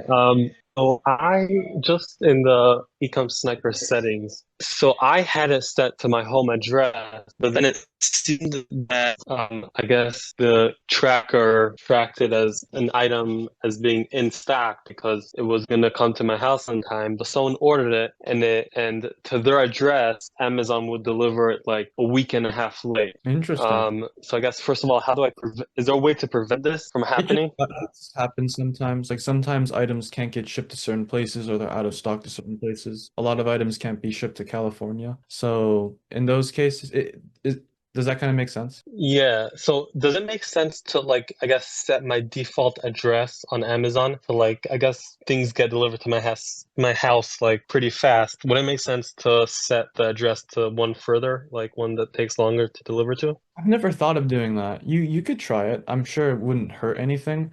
I typically just expect those cases to happen, and when they do happen, I tend to just there's multiple ways to approach it. The easiest is just to ship the item to your house and then reship it to the customer, even if you take a slight loss with the shipping label cost. That's just always the best to keep it smooth. That is honestly the best. But if it can't be shipped to you, then you need to look for alternatives, communicate with the customer, offer alternatives, or a replacement. So I guess that was my second question. So now I have an order that it says it's going to be there in like 2 to 4 days, but in reality it's going to be there in like a week and a half. So how do I communicate with the customer? Like, Yeah, Just put so into ChatGPT. I always just do that. yeah, you can do that, but it's still good to kind of like understand and think through like what the best option is, because ChatGPT can give you bad responses if you don't prompt it well. Yeah, it's true. But So in that case, Eli, if it's gonna come late, right, and there's no choice, then I would just let the buyer know, like, hey, we've shipped the item. It's gonna come a little late. I hope you're okay with that. And you most of the time buyers are fine. If they're upset, you can offer like a small refund. There's like a partial discount or something. Can I say something? Zesty. Wait, I want to say something Yeah, first.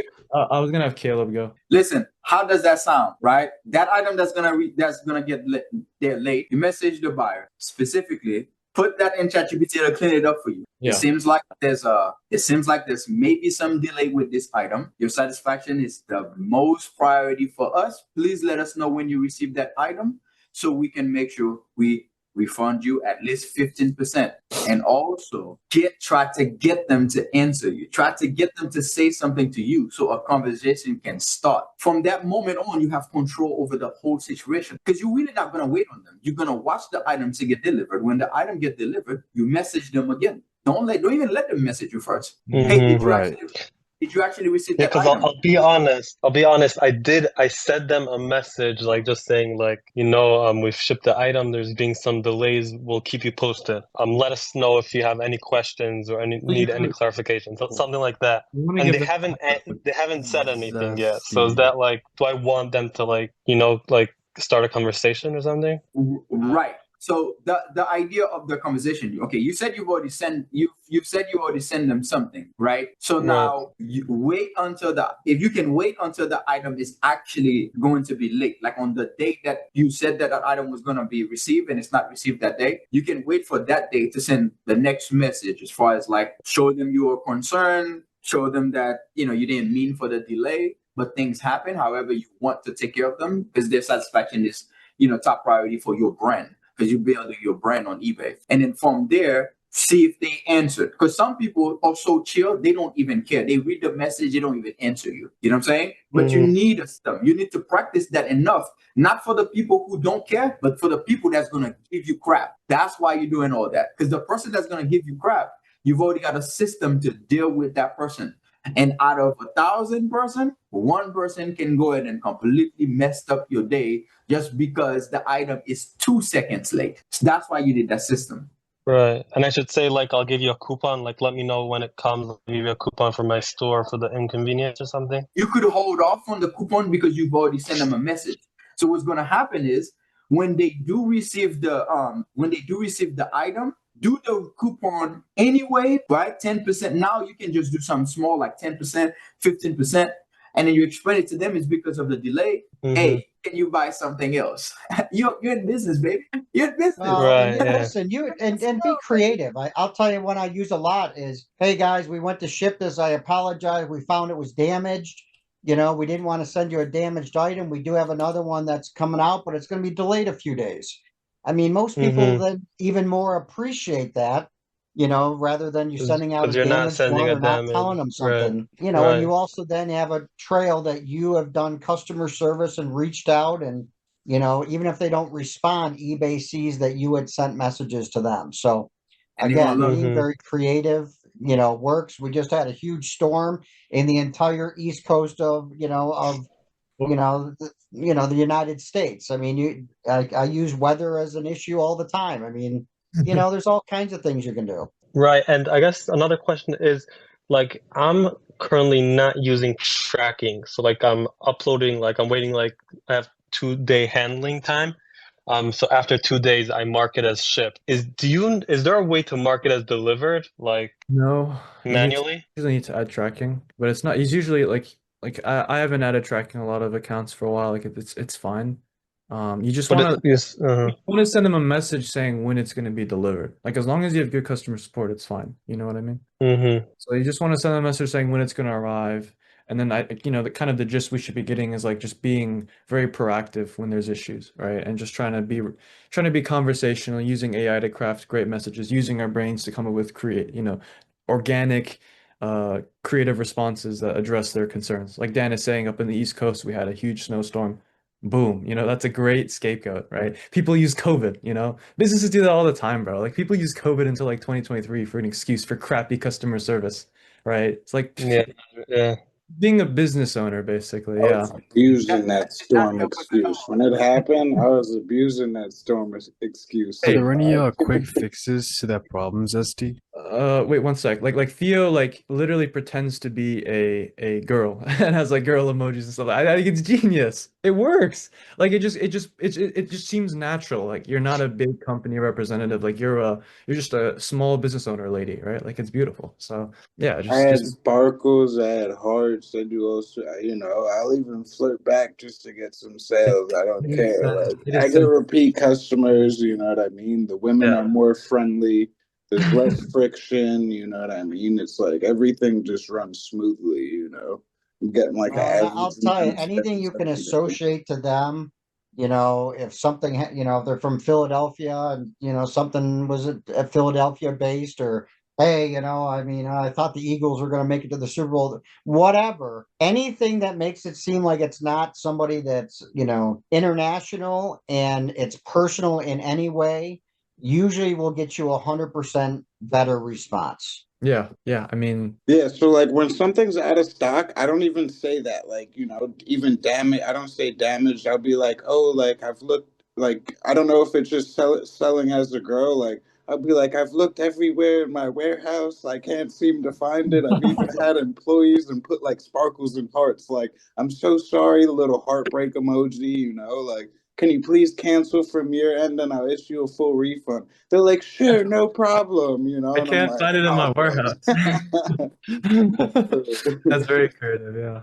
Oh, nice. But you see, it works because it just seems organic, and that's what people care about, right? Organic and caring and proactive. So, Eli, does that answer your questions kind of on how to handle? Yeah, 100%. Thanks, Jonathan. All right, next I'm gonna go to Jennifer. So how you doing? Good. Lots of good info tonight. Appreciate it. Saucy call, which means lots of it. Okay. I have a couple of questions. One is when running the tracker, which updates the pricing and stock, I usually run it like in the morning and then I'll put a sale on. And then later on I will list. Yeah. So then the next morning, instead of having to run the whole thing again, because now I'm up to like 3,000 listings and it takes a couple hours to run through it. Yeah.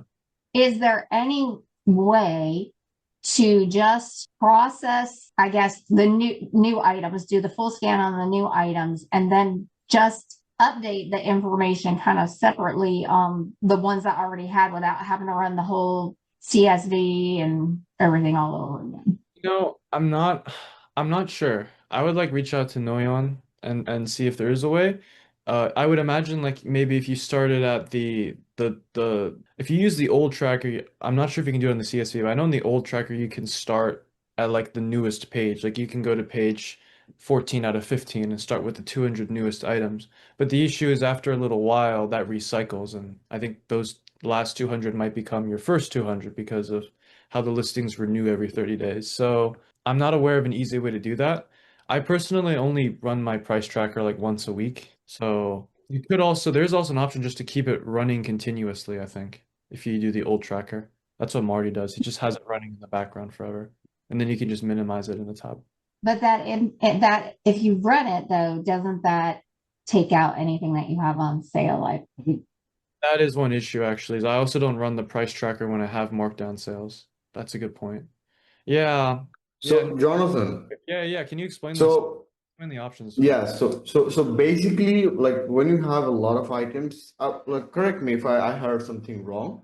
No, So whenever you have a sales event going on, the CSV tracker will not work.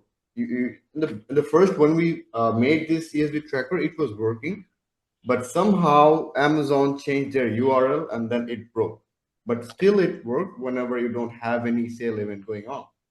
And in order to like, if you have like 10,000 items, but you don't want to scan like all the items today in a portion, so you have an option that you can select the starting point. Yeah. So the position, you know what I mean. In the Yeah, position, if you Right. want to scan 200, and then after that you can upload it. And then those 2,000 or 200 items will be updated, and the rest of it will be saved. Okay. So like you start at the newest page, right? Yes, it's not like the newest page, but you have to remember where you stopped. Oh, I see. Yeah, and then you can set the position manually, and you can rescan it, and then it will upload the rest. You know what I mean? Yeah, no, if you want to min-max the tracking, Jennifer, like I think that's how you would do it then. You kind of Okay. Yes. position. Yes. Great. Thank you. The next question that I had was, I am going to be going on a cruise in March, Exciting. and Mhm. I need to know, because years ago I was drop shipping. I had put my store on vacation mode. I had set it several times, or like a week or so before I went on vacation, saying I was going to be on vacation, etc. So nobody was able to buy anything, but that's of course when everybody has some sort of issue. They have a return, they opened up an INR or something like that. So I'm not able to hire a VA at this time. So I'm wondering what I can do. Like, I don't know if the vacation mode has changed any at all since, all those years ago that I drop shipped, or has anybody done anything like that and just Yeah. got back to people later? I mean, I will have access to Wi-Fi when Yeah. I'm in the Bahamas, but again, people were saying if you accessed accounts from somewhere else, they can set up a red flag. So No, I think some other guys here can jump in, but I was just thinking like, yeah, like the issue could be like even if you put vacation mode, like what if someone opens an INR? I don't think they will expand the time. Like it can still cause issues and whatnot. So unfortunately, like when I went on a vacation out, a few months after starting, I just went ahead and had an AnyDesk set up at home, and then I just check the computer like in the morning for 30 minutes to see if there were any cases I could deal with, right? Because if you deal with the cases, you should be fine because you won't be getting any new orders. And that's just the unfortunate truth. Like it's difficult to go completely hands off until you have a VA. I might be wrong. If Dan wanted to. I would agree with that. I travel all the time, and you really just got to Jonathan, be. I would do the same. Yeah, Yeah. you just got to be committed that you've got to check it at least every 48 hours, in case those happen. You just gotta be on Yeah. it. All right, so I guess I did kind of hit the. okay, so I have AnyDesk on my computer at home. Yeah. How would I access that from, let's say, a phone or a laptop? Yeah, so you would need like a separate laptop you bring on your cruise, and then you would install AnyDesk and you would put in the password, and then it would connect to the computer back home. I know it's kind of nuts, but like when I was in the Bahamas, it worked. That's awesome. And you Yeah. can actually do it off of your phone. There's an AnyDesk app or something, so it's Oh. not as convenient, but you can do it right off your phone. So it is possible as well if you want to just do it on the phone. Yeah. Oh, that's wonderful. Thank you. Okay. Yeah. And then again, you just want to set up your computer at home to make sure it's not being shut off every 30 minutes. There could be some more advanced fixes that you have to get around. I don't know if other people have dealt with that, but sometimes my computers just turn off. So I have to go down these ChatGPT rabbit holes to figure out the advanced settings I need to change to make sure it never turns off. So Yeah.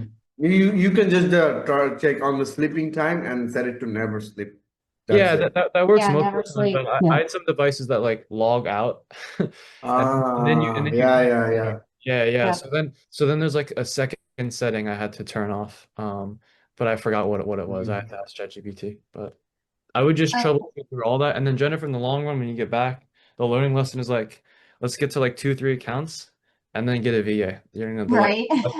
because when you can rely Right. on someone else to double check for you, it just changes everything, right? So, and then Right. I did multiple VAs, like. And then are you guys, where are Yes. you hiring your VAs from? PH Jobs is great. I'm You sorry, which one? job PH Jobs? onlinejobs.ph is great to find Mhm. awesome people. You can also hire just, I think there's contacts in the group. Like I found someone in the group who connected me with someone and they've been great. Yeah. And then once you get a couple good people, there's always people that want to be VAs in these countries because it offers a flexible opportunity. It's a win-win. So like Yeah, yeah. my VA like told me that she actually has like 5 or 6 other great people that are like her that are very smart that she could reference and yeah, it's just about kind of the first person, if that makes sense. Great. And then I just have one last question. I had a situation where the customer received their item.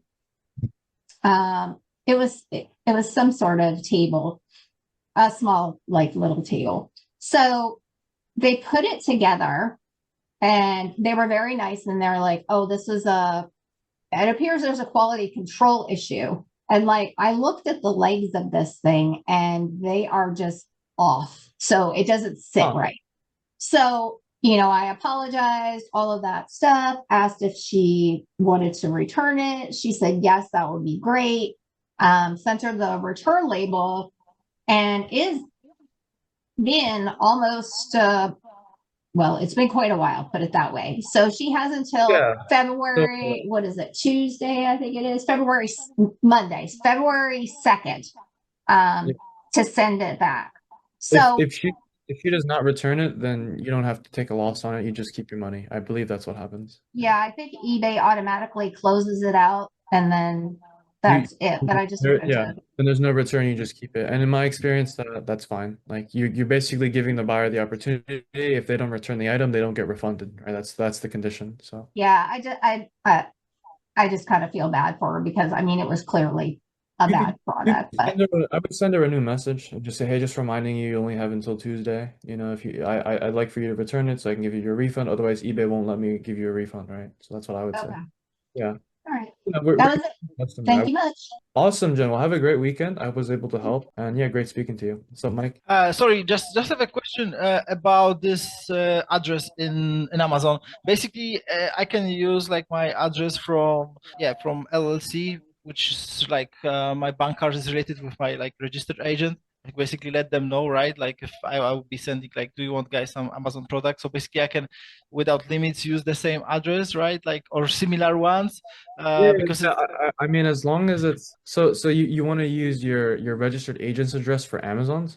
yeah, I'm asking about that if it's possible because basically I Well, speak with them like are they in the same zip code as your credit card that you're going to use? yes. Okay, so they're literally in the same area, right? Same address, so it's like close to your house. Yes, basically it's my bank address is the same as my registered agent, so to say. Yeah, okay. So if it's the same address, then yeah, you can use that. Yeah, you can do that. For the first, how many Amazons do you have right now? How many are you trying to make to start? Just for Amazon accounts right now I have, and on the same device. Yeah, so to make a new one, yeah, I would just use that new. Hopefully, it's like maybe like a new address, and then you can just do some slight variations on it for every new account, and that should work perfectly as long as you do the AVS check orders. Perfect. So just and slight variations, you mean like I don't know, like without a suit name or complete like I don't know, like put every abbreviation. Change. I like if it's like a home address, I like add on a suite number, or if it has a suite number, I just make it a different suite. That might be kind of confusing for them, but like it's different, Okay. Instead of suite, you can say like apartment. Like I did like my house and then apartment A, just to kind of create more separation. And as long as because we're not scamming people, like we're just trying to not mirror their behavior, I guess. So we're just trying to not spam out accounts, if that makes You sense. still want to ship your first item to that address, Has to whatever go to, you end up using. yeah. So if it's going to a bank, set up $3 set of, blue pens. Yes. Yeah. So like Mike, for like every account I make or any other experienced guy makes, like we just send something. I actually do two now, two ABS check orders to the address on billing file, right? So like I send like little books, like anything, pencils, like just something cheap, right? Got it. And basically, I can, with slight changes in the address, I can use it like without limits, right? Like for another 20 Amazon accounts. But 20 might be a lot. I would do like 5. If you're really pushing it, you might be able to do like 10. But again, like Oh, okay. they're gonna be more, they're still gonna be linked, but just less. It'd be better if like the next 5 after you do a different address, they'll be less linked, if that makes sense. Okay, perfect. Thank you. Yeah, that makes sense. Awesome. Next, we'll go to V. What's up, bro? Oh, hi, hello. Can you Yes, sir. How you doing? Going back to Jennifer and how she was talking about traveling, I just wanted to know, like, would it be so bad to indeed just have a laptop and like a laptop? So I'm aiming to get a like work laptop and then run my main account, I guess, off of that laptop. Would it be so bad to travel with that laptop directly, especially when I've already had history on that laptop's IP when going on vacation or when traveling, in comparison to having to get a VA or doing the AnyDesk if I am indeed fine to manage the store while on vacation? I think Dan would probably agree that like it just has more issues when you bring it to new IPs, even if it's aged. So So I'll probably tell just you what can happen. Let's say you link into a hotel IP, a Wi-Fi, and somebody else has used that Wi-Fi with an eBay account that eventually gets banned. I know that seems odd or whatever, but it's very risky. For the little bit it takes to set up AnyDesk or Desk or any of those, it's so much worth it just to keep the eBay account IP consistent. So at this point, I understand what you're saying. You should be able to travel with your laptop and run your eBay business, et cetera, et cetera, et cetera. But I'm yeah. telling you, I do believe it That's fair. creates a flag item. like Okay. through the lens So of then, what is safest, right? Basically. Yeah. right. So then, so like currently I'm running my store off of pretty much my phone with the app and my actual like gaming PC. So then would it be fine at that point to then have the store then open, I guess, on the PC and the laptop? And then I'm guessing with AnyDesk, I should be able to access either or. If something was to happen to one or the other, I would still be able to access the other one. Logging Right? into on your PC should be fine in my opinion. Like it's in the same house, same IP. Well, I'm just saying that like I mean like because I haven't even touched the AnyDesk yet. Like you are able to put that on multiple things, right? And then while Yes. off on vacation, I'd be able to access the gaming PC or the laptop, correct? Yes, that's what I basically did. Okay. And I would just ask ChatGPT, make sure to make it foolproof. And then the long-term goal should just be to get a VA, because then you can just have someone to come in as well. Okay. And then what was this that site? You had said something about like when she was asking about where to get VAs from. You said like Yeah, a site or onlinejobs.ph is really great. onlinejobs.ph. Okay. Okay, cool. Thank you. Yeah, and that's Philippine VA candidates, and they just tend to be really reliable, loyal people. I think they're a great first choice for your first VA. Yeah. And then you said it's called onlinejobs dot Yeah, just search it VA. up. It's gonna be like onlinejobs.ph or p something like that. Yeah, that's right. I think it's If you search up- online. It's online jobs or .ph. I think is for Philippines. PH. It's a little weird. Okay. A little weird. I forgot the exact name. But yeah. Okay. And then yeah, when it comes sorry. so when it comes to getting No, the like, VA, would I be able to get one temporarily, or that's when I'm ready to have one like as a long-term thing? You could get a temporary VA, but most of them tend to be looking for long-term stable work. Like, they're Right. very loyal. They want to build a working relationship with you. Right. Okay. Okay, cool. Thank Like you. my last VA told me she just hates project-based work. She hates work that expires because then she's got to go find more work, right? So Right. yeah, great. Jonathan sent it. Onlinejobs.ph. Okay, cool. Thank you. I actually spoke with Noyan earlier this week. And so my first account, I mean, I go days without sales now. Okay. I don't know. I haven't received any documentation or any notification. I'm a top seller. Okay. So I don't know. I'm assuming that they're kind of looking at me, but I'm just going to kind of lay low and wait to see what happens. Yeah, if you could give me some context. So how many listings are you at? When's the last time you actively listed? And then Today. Tell me though. So you listed today. How many listings are you at? 7236, so 7200. Okay, so you've seen a decline in sales, and they haven't sent you any messages though, right? Nothing. Have you had like a lot of INRs recently or returns that are open more than usual? I have an open return from, yes, and it should be here any day, but no problems. I mean, I told her as soon as I receive it, I'll give her a refund. So, I mean, I don't, had any issues. I'm sorry? No INRs, right? No requests and disputes. No, nothing. Yeah, I mean, if they haven't sent you anything, I wouldn't expect anything to be happening. I'd just say like, for whatever reason, your account is just not being favored right now. Have you been pruning recently? Yeah, I actually just stopped doing it but I do it pretty much every day. Yeah, no, As I'm kind of sifting through the stuff that's not rolling and keeping the good stuff up at the top. yeah. So Caleb actually, yeah, that's a good thing. Check impressions. That's another way to tell. If you Check go to what? if you go to your manage my active listings and then to the top tabs, there's one called performance. I'd hover over it and then go to impressions, which I think is traffic. Do you know I where see it. Yeah, Yes. you can take your time, take a look at that. If you're getting no organic impressions, that could mean that you're flagged. That's like another way to tell if they're screwing with you. Now, I'm sorry, say that again. Well, yeah, just go to your impressions. If you're no longer seeing any promoted impressions out of nowhere, that typically means that they flagged your account or something. So it says performance off-site or just performed listings? I don't remember which one it is. Like it should be like a bar graph you're seeing. You see a bar Yes. graph? I'm seeing the impressions and they're, like hovering over the 150 and 120,000. Okay, yeah. You see like a solid blue bar and then like a lighter blue bar. The lighter Correct. blue is you're promoted. Then you'll see like this like cyan with like stripes on it. That's not really that important. Do you see like your light blue bar, the promoted bar like at 0? No. Okay, so it looks normal, right? There's no big changes.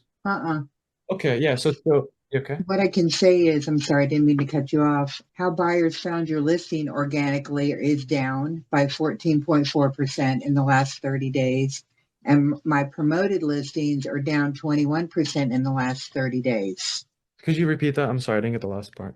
Yes, sir. So the organic is 14.4% down prior to the prior 30 days. Wow. And promoted listings is down 21.0% prior the last 30 days. It's a decline. Yeah, I wouldn't say though it's like normally when you're flagged, like your promoted goes to 0. It's like there's just no promoted bar. So I would just say it sounds like a general decline. And in that case, unless anyone has any other opinions, but in that case, I would just treat it like, the account is struggling a bit. Pruning is obviously one way to help, but I would just focus on quality listings, listing more. Also, What sale are you running by any chance? You running any sales event? Yeah, I actually have a promotion going on right now. I just started it about 3 days ago. So it's just a small promotion. I think it's, let's see here. I think it's 20. Let's see. So it says I'm only doing an extra 5 with this coupon. Should I do more? Are you doing any sale, like Markdown sale event where it cut the price down, like you put it in red? No. Okay, so you're gonna. I think your account is struggling from activity. So there's not much activity happening, and like on the account. That's why you would have so many items listed, and nothing is selling.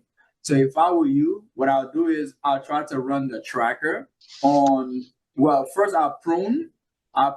Maybe I'll go down to about 5,000 listing.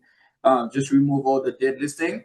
I would run the tracker on the remainder 5,000 listing. I would put the markup after the tracker. I would set the markup to about 180%. From that 180%, I would create about 3 different sell. One of them for item from $0 to $15, another one from 15.01 to $50, another one from 50.01 to 100, whatever other items you have. And then I would mark those down from 30%, 25%, and 20%. Okay, I can do that. You really need to do a markdown sale every 48 hours. You don't want to run down markdowns for a week or a month. You're going to get your most amount of sales right before the markdown ends. So right? you So want that's why 24 24 hours or hours. 48 hours only for markdown Yeah. sales. Yeah, most of my sales come the last 4 hours. So I always my sell event at 7 p.m., which is 10 for the California time. And also from the percent you're saying and that have dropped, you got to remember we're coming off of December into January. That is a normal drop for everybody every year, unless they're aggressively, doing markdown sales and all kinds of things to keep their volume up. But you're not telling me anything that's not typical for January after a December month. Sure. Right. No, I And I completely understand. I'm really not trying to complain because I guess it's more of a concern. I mean, quite frankly, the store is only 4.5 months old and I cleared like 32. So, I mean, I'm fine. It's just, I'm concerned because I'm like, what am I not seeing? Is it flagged? I mean, again, I'm a top seller and I received a letter saying, you're a top seller. You're doing so good. Keep the good, that good work up. But my sales aren't reflecting that. And I'm like, well, why in the hell would they give a top seller to somebody that's not selling? Well, top seller only give you a boost of 10%, but it's just a boost, right? It's an extra 10% of what you're already doing. Okay. Other than that, if you're doing zero, top seller doesn't work at all. Like it doesn't give you anything because anything multiplied by zero is zero. So, That's right. so I think it's just activity. If you boost up your activity, for example, as as Dan was saying, coming from December, I mean January, but January is this. I'm beating. Well, today is the 31st. It's about to be the first, but I beat December by like $8,000. But my activity for this, for this month has been like all the way up. And so I think activity is probably what's gonna get you there because we were just surviving December. But January is really the time where you take care of the customer, you do a lot of different stuff and then you try different things, right? Try different sales, try different coupons, message your buyer that already purchased from you, see if you can get them to buy more stuff, buy other items, get the laundry list. I think these are the things that's gonna get eBay to just like you a little bit more and start like pushing the sales. And then once those sales start coming in, then you're gonna see your top rated start making sense because now you're gonna get an extra 10% of that return on investment, like from the work that you're putting in. Can I ask kind of the price range of the items you sell? Typically, what would your average price range be? I mean, are they $50 items or $10 items? Like average, probably 40 to 100. Okay, so you're a little bit on the higher end there. So what you probably need is some momentum. So the two things I would do is I would change your markdowns to every 24 to 48 hours. You want a markdown sale all the time. That creates a lot of great momentum for you. And I think you should probably add, 20, 30, 40, 50 under $10 items to get momentum on the account. And even if you're making nothing or just a little bit of profit on those items, that really creates a lot of momentum. So I was kind of thinking, so I actually put this store on vacation mode because not for any reason, but just because I was having such, just a huge Christmas. And I still was getting, I was keeping up with them. It was not a problem. It was just, they just kept on flooding my store. So since I came back, it's been rather slow. All right. So I'm sorry. All of this you're talking about is on the same store that you put on vacation mode? Yeah. Okay, well that's probably your problem right there. Vacation mode absolutely kills a store. So in the future, you don't want to put it on vacation. You want to raise all your prices to help slow it down. So not vacation mode, but raise your prices and that will slow down your sales if it's getting overwhelming or too much where you don't want it to build too much. Yeah, and I think because my store was still rather new at that time, I was getting a lot of kind of chatter about, not from here, but just other things, Google, whatever, to make sure that it's on because I was getting such an influx of sales. Yeah, and I understand where you're coming from. I understand why you do it, but I'm just telling you right now, vacation mode kills a store. Yeah, for sure. So it takes 2 or 3 months to recover from vacation mode. Yeah. And that's kind of what I figured out. I keep on like my second store is actually really great, strides, great momentum, which started 2 months after this one did. But, again, I'm blessed. I'm not complaining. I'm trying to tweak it so that it's a little bit better. This is my first time I've ever put coupons on my store, and I just started Monday. So I'm still playing around with it. I feel like it's, if you have a good price, inflated too much, and mine's at 75. So, I'm still within the window. I'm making anywhere between, $10 and $60 on an item. So I'm grateful. Don't get me wrong. I'm grateful, but I just wish you would go a little bit more. And I feel like I need to polish it so that everything you're doing is fine. I think this is really a result of vacation. Okay. And now you got to get the momentum back. So you're going to have to get some items that are not going to make you as much, lower price ones. Right. I would not even bother with the coupons as much. It's really the markdown manager is what gives me the most momentum and sales. And I run that on all stores. That's just what we do. Every 48 hours, we are rerunning a markdown sale on every store, every dime, every other day, nonstop. That's just part of our method. Dan, what's your markdown price? Does it just I'll do anywhere from 5 to 8%. All it does is it highlights it, like Caleb was saying, that Right. when somebody is seeing that and they see a crossed out price and then a new price, that's what gets their attention. And that's what might set you apart from, people with the exact same items.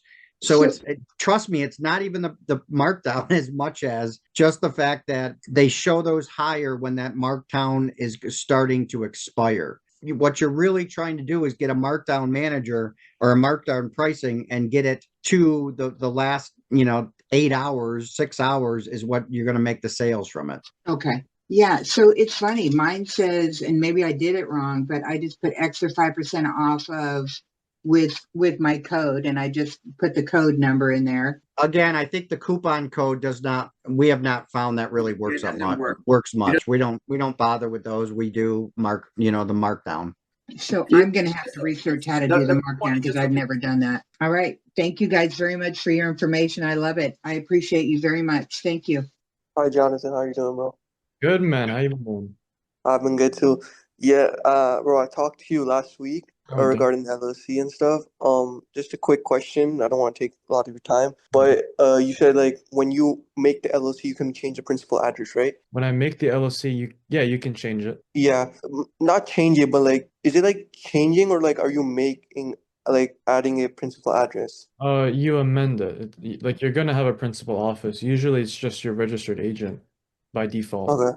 But then you can just change it manually to something. Because if Okay, got it. if you do like a Wyoming LLC, it'll be like a virtual address, and those usually don't do so well on eBay. So it's good to just change it to like a real home or something like that. Got it. And you change it after you reach the 5,000 to the principal, right? Yeah, on eBay. Yeah, that's what I would do on eBay. With the LLC, you should just change it right now just to have it done in time. But you can change the LLC like at any time, right? The LLC address. Yeah, but I would always like if you're gonna set it up, I would always do it early because sometimes there can be delays because it's the government after all. Got it. So, all right. And do you have any recommendations for like the registered agent? Because I don't make my LLC through Busy. I usually use yeah. Are you doing a Wyoming LLC or what are you doing? Yeah. Yeah. No, that probably saves a bunch of money. I use Busy, but they're like $30 a month. So I switched to a service called Buffalo Agents. They're like $4 a month. So Buffalo Agents. Let me just write that down. yeah, Buffalo Registered Agents, and it should be like this golden buffalo. And they charge $49 a year for it. So I would do that one. That's what I'm changing to save like $50 a month. Like you get a unique address, right? Yeah, I don't know if it's a good address or not, actually. I don't really care though, because my you don't enter it. Yeah. principal office is different. This is just my registered. Got it. So basically, it doesn't matter what address you get. Your main is the principal address. Yeah, the registered, you just need to have representation in the state to have an LLC there. That's all. So you're basically paying to be able to have the LLC there. Got it. And it can be anywhere, like in the United States. The principal address can be anywhere. It Yeah, doesn't I have to. mean, it doesn't make sense, but like for me, it's worked fine. Like again, I live far away from Wyoming, and I've been able to make it work with just a random address in Connecticut. So yeah. Your accounts don't connect, like with the principal address, you can use like 5 accounts? So I think that's a separate question, and yeah, like after I do status change, so after 5K, like they're linked. So I have 3 accounts that are just linked, and they have the same principal office. Okay. Okay, got it. Yeah, Yep. that's pretty much it. All right, Thank you, awesome. bro. If anything else pops up, let me know. I'll try to answer, and yeah, awesome. Yeah, I'll message you. Thank you, man. Have a good day. I'll go to Zoab real quick. What's up, bro? Hey man, how are you? Good. Yeah, tell me what's up. You Oh, got yeah, I actually have a few questions, but if you're too tired, I can just ask a couple. Yeah. Yeah, so my store, this is an Australian store. The account is 6 years old. So January, I did 9K on it, and it's top rated now. So and my listings right now are really low, 3,000 listings, and my limit is 250K. So I'm wondering, can I jump the revenue like much higher since the account is old? Maybe go to 16K, because I jumped from 3K it was 3K in December, and this month is 9K, and I've been selling on it for 3 months. It's the third month, but the account is 6 years old. I would stick around at 9K for another month, honestly, if I were you. Or go to like 12K. It's because again, it's just a big jump. I would just like treat it like if you went to 7K, then this month you'd want to go to 10K, right? So you just kind of keep it more flat. Of course, the longer you wait, the safer. Like you should, if you wanted to be ultra safe, you could just stay at 10K for the rest of the year, and then you'd be very safe. But obviously, you're balancing safety with risk, with the risk of expanding. So I would just maybe take another month and then continue expanding after that. Okay. Because it is very tempting to just keep going. But yeah, you're right. Maybe I can just hover around 10K for another month or so, and then go Yeah, I from there. mean, if it's profitable, I wouldn't treat it like it's broken. I would approach scaling very carefully, yeah. So also I have so my markup is 60%. I'm staying at the bottom. I've tried a higher markup on another account, but like my sales really dropped. So I'm just scared because this is profitable. So, but I also don't want to miss out if I can get more profit on each sale. So like how do you have a suggestion how I should go up? Because it didn't work for me last time. Last time I just jumped from to on another account. So is there a way to increase the markup? Like maybe I jumped too much. I went from I think 65 to 80 or something, and then the sales totally dropped. Really interesting how that's happening. Yeah. If anyone has any recommendations, jump in. That will happen. That will happen because you know, again, eBay is not a person and that's doing that on eBay, and it's a supercomputer that's doing that, right? So any pattern change is also going to affect your traffic. Like you keep saying, it does. You do feel like you wanna, jump to the next level as far as like up your profit and all of that. However, you still want to follow like what's already working for you, because if you make a sudden change, the algorithm is probably not gonna pick that up, in the way that you expect them to. But that's gonna result into you not getting the sales that you used to get, and then you're gonna get confused, like, oh, like like what is happening. But that's what's happening. If something is working until you see, like it's not working as well anymore, it's probably not a good idea to change it so dramatically. If your markup was 50% or 60%, the safest way to go up would be by 3 to 5%. Even 10% is a pretty, fast jump. So 60 to 65 the next week, 65 to 70 the following week. You know what I'm saying? So you see, and then I still jump up like that on every item. I would jump up on very specific item that are already sold. So that way you already got, traffic and all that going through those items. So pushing those items up by 5%, 10%, you can still keep the sale. But when you jump up on item that's not even selling, and some of them not even getting views, I mean, you're gonna kill yourself, man. Yeah, that makes sense. Yeah, okay. So I'll just do it really slowly and then keep evaluating. Cool. Another question I have is I'm setting up I have set up a new LLC for my dad, but the LLC address and the IP address are going to be in different cities. So is that because I couldn't get the address in the same city because the address where the laptop is going to be is already being used for another account. So is this a big issue where my IP for a new account is going to be different than the Well, company zip code? well, what I would do is when you make the account, I would just use again, this is how we do in the US, but I would just use an address that's in the zip code, even if it doesn't match the LLC. And then after, like when it asks for verification later, that's when I switch it back. I don't know if it's different though in Australia. Oh, actually, this account is for the US. So then yeah, that's how I make all of my accounts. I just because again, I don't want to link anything at the beginning, so I just put in like a random address that matches the zip code or the static IP like you want to do. And then after 5K revenue, it asks for the verification check, and that's when I switch it to the actual LLC principal office address. Okay.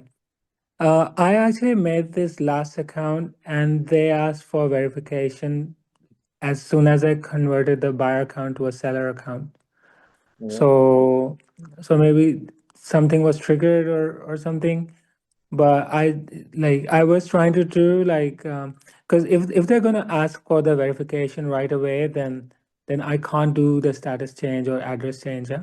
Yeah, if they ask right away, then you just triggered something, and in that case, you just have to you basically choose whether or not you want to gamble on Mhm.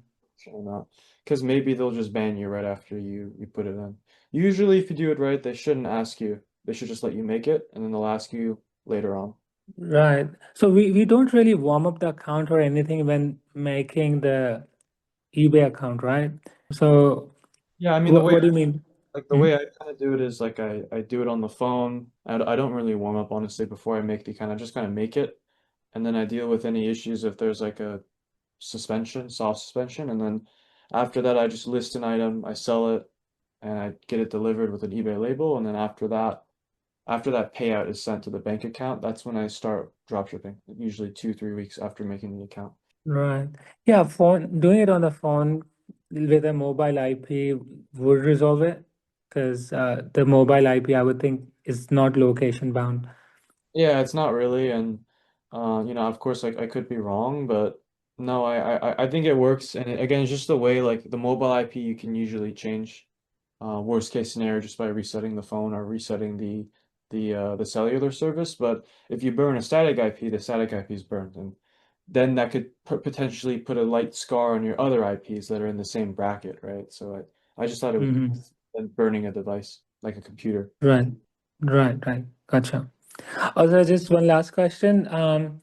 So I am pruning. So how far should I go? At the moment I leave, like I would delete a listing if it's been 30 days with uh, no traffic or no sales. I would just sort by Is that too much? No, I think that's fine. Items that are selling soonest, and that'll be items that fit that criteria. And then just how much you do depends on how aggressive you want to be. Like Caleb's doing like 1,000 a day, and I'm only doing like a few thousand a month. Some people don't do it at all, and it's fine for a while. So it's up to you. Mm-hmm. The more Okay. aggressive, the better. Because if you just think about the science behind it or the But algorithm. that's what I was gonna mention. You guys, because I delete 1,000, but I list 500. I bulk list 500. You bulk list 500 to kind of counter it, so it's not like you're just deleting all your listings. Yeah. Right. So I'm dealing old listing by 1,000 a day, but I'm bulk listing 500. And as you know, I focus on my, mostly the return buyers because that's like my bread and butter right now. So just different strategy. You got to find different strategy and find the one that works for you, and stick to it until you make it a science. Yeah, that's what I recommend. Yeah. Does that make sense? Yeah, totally.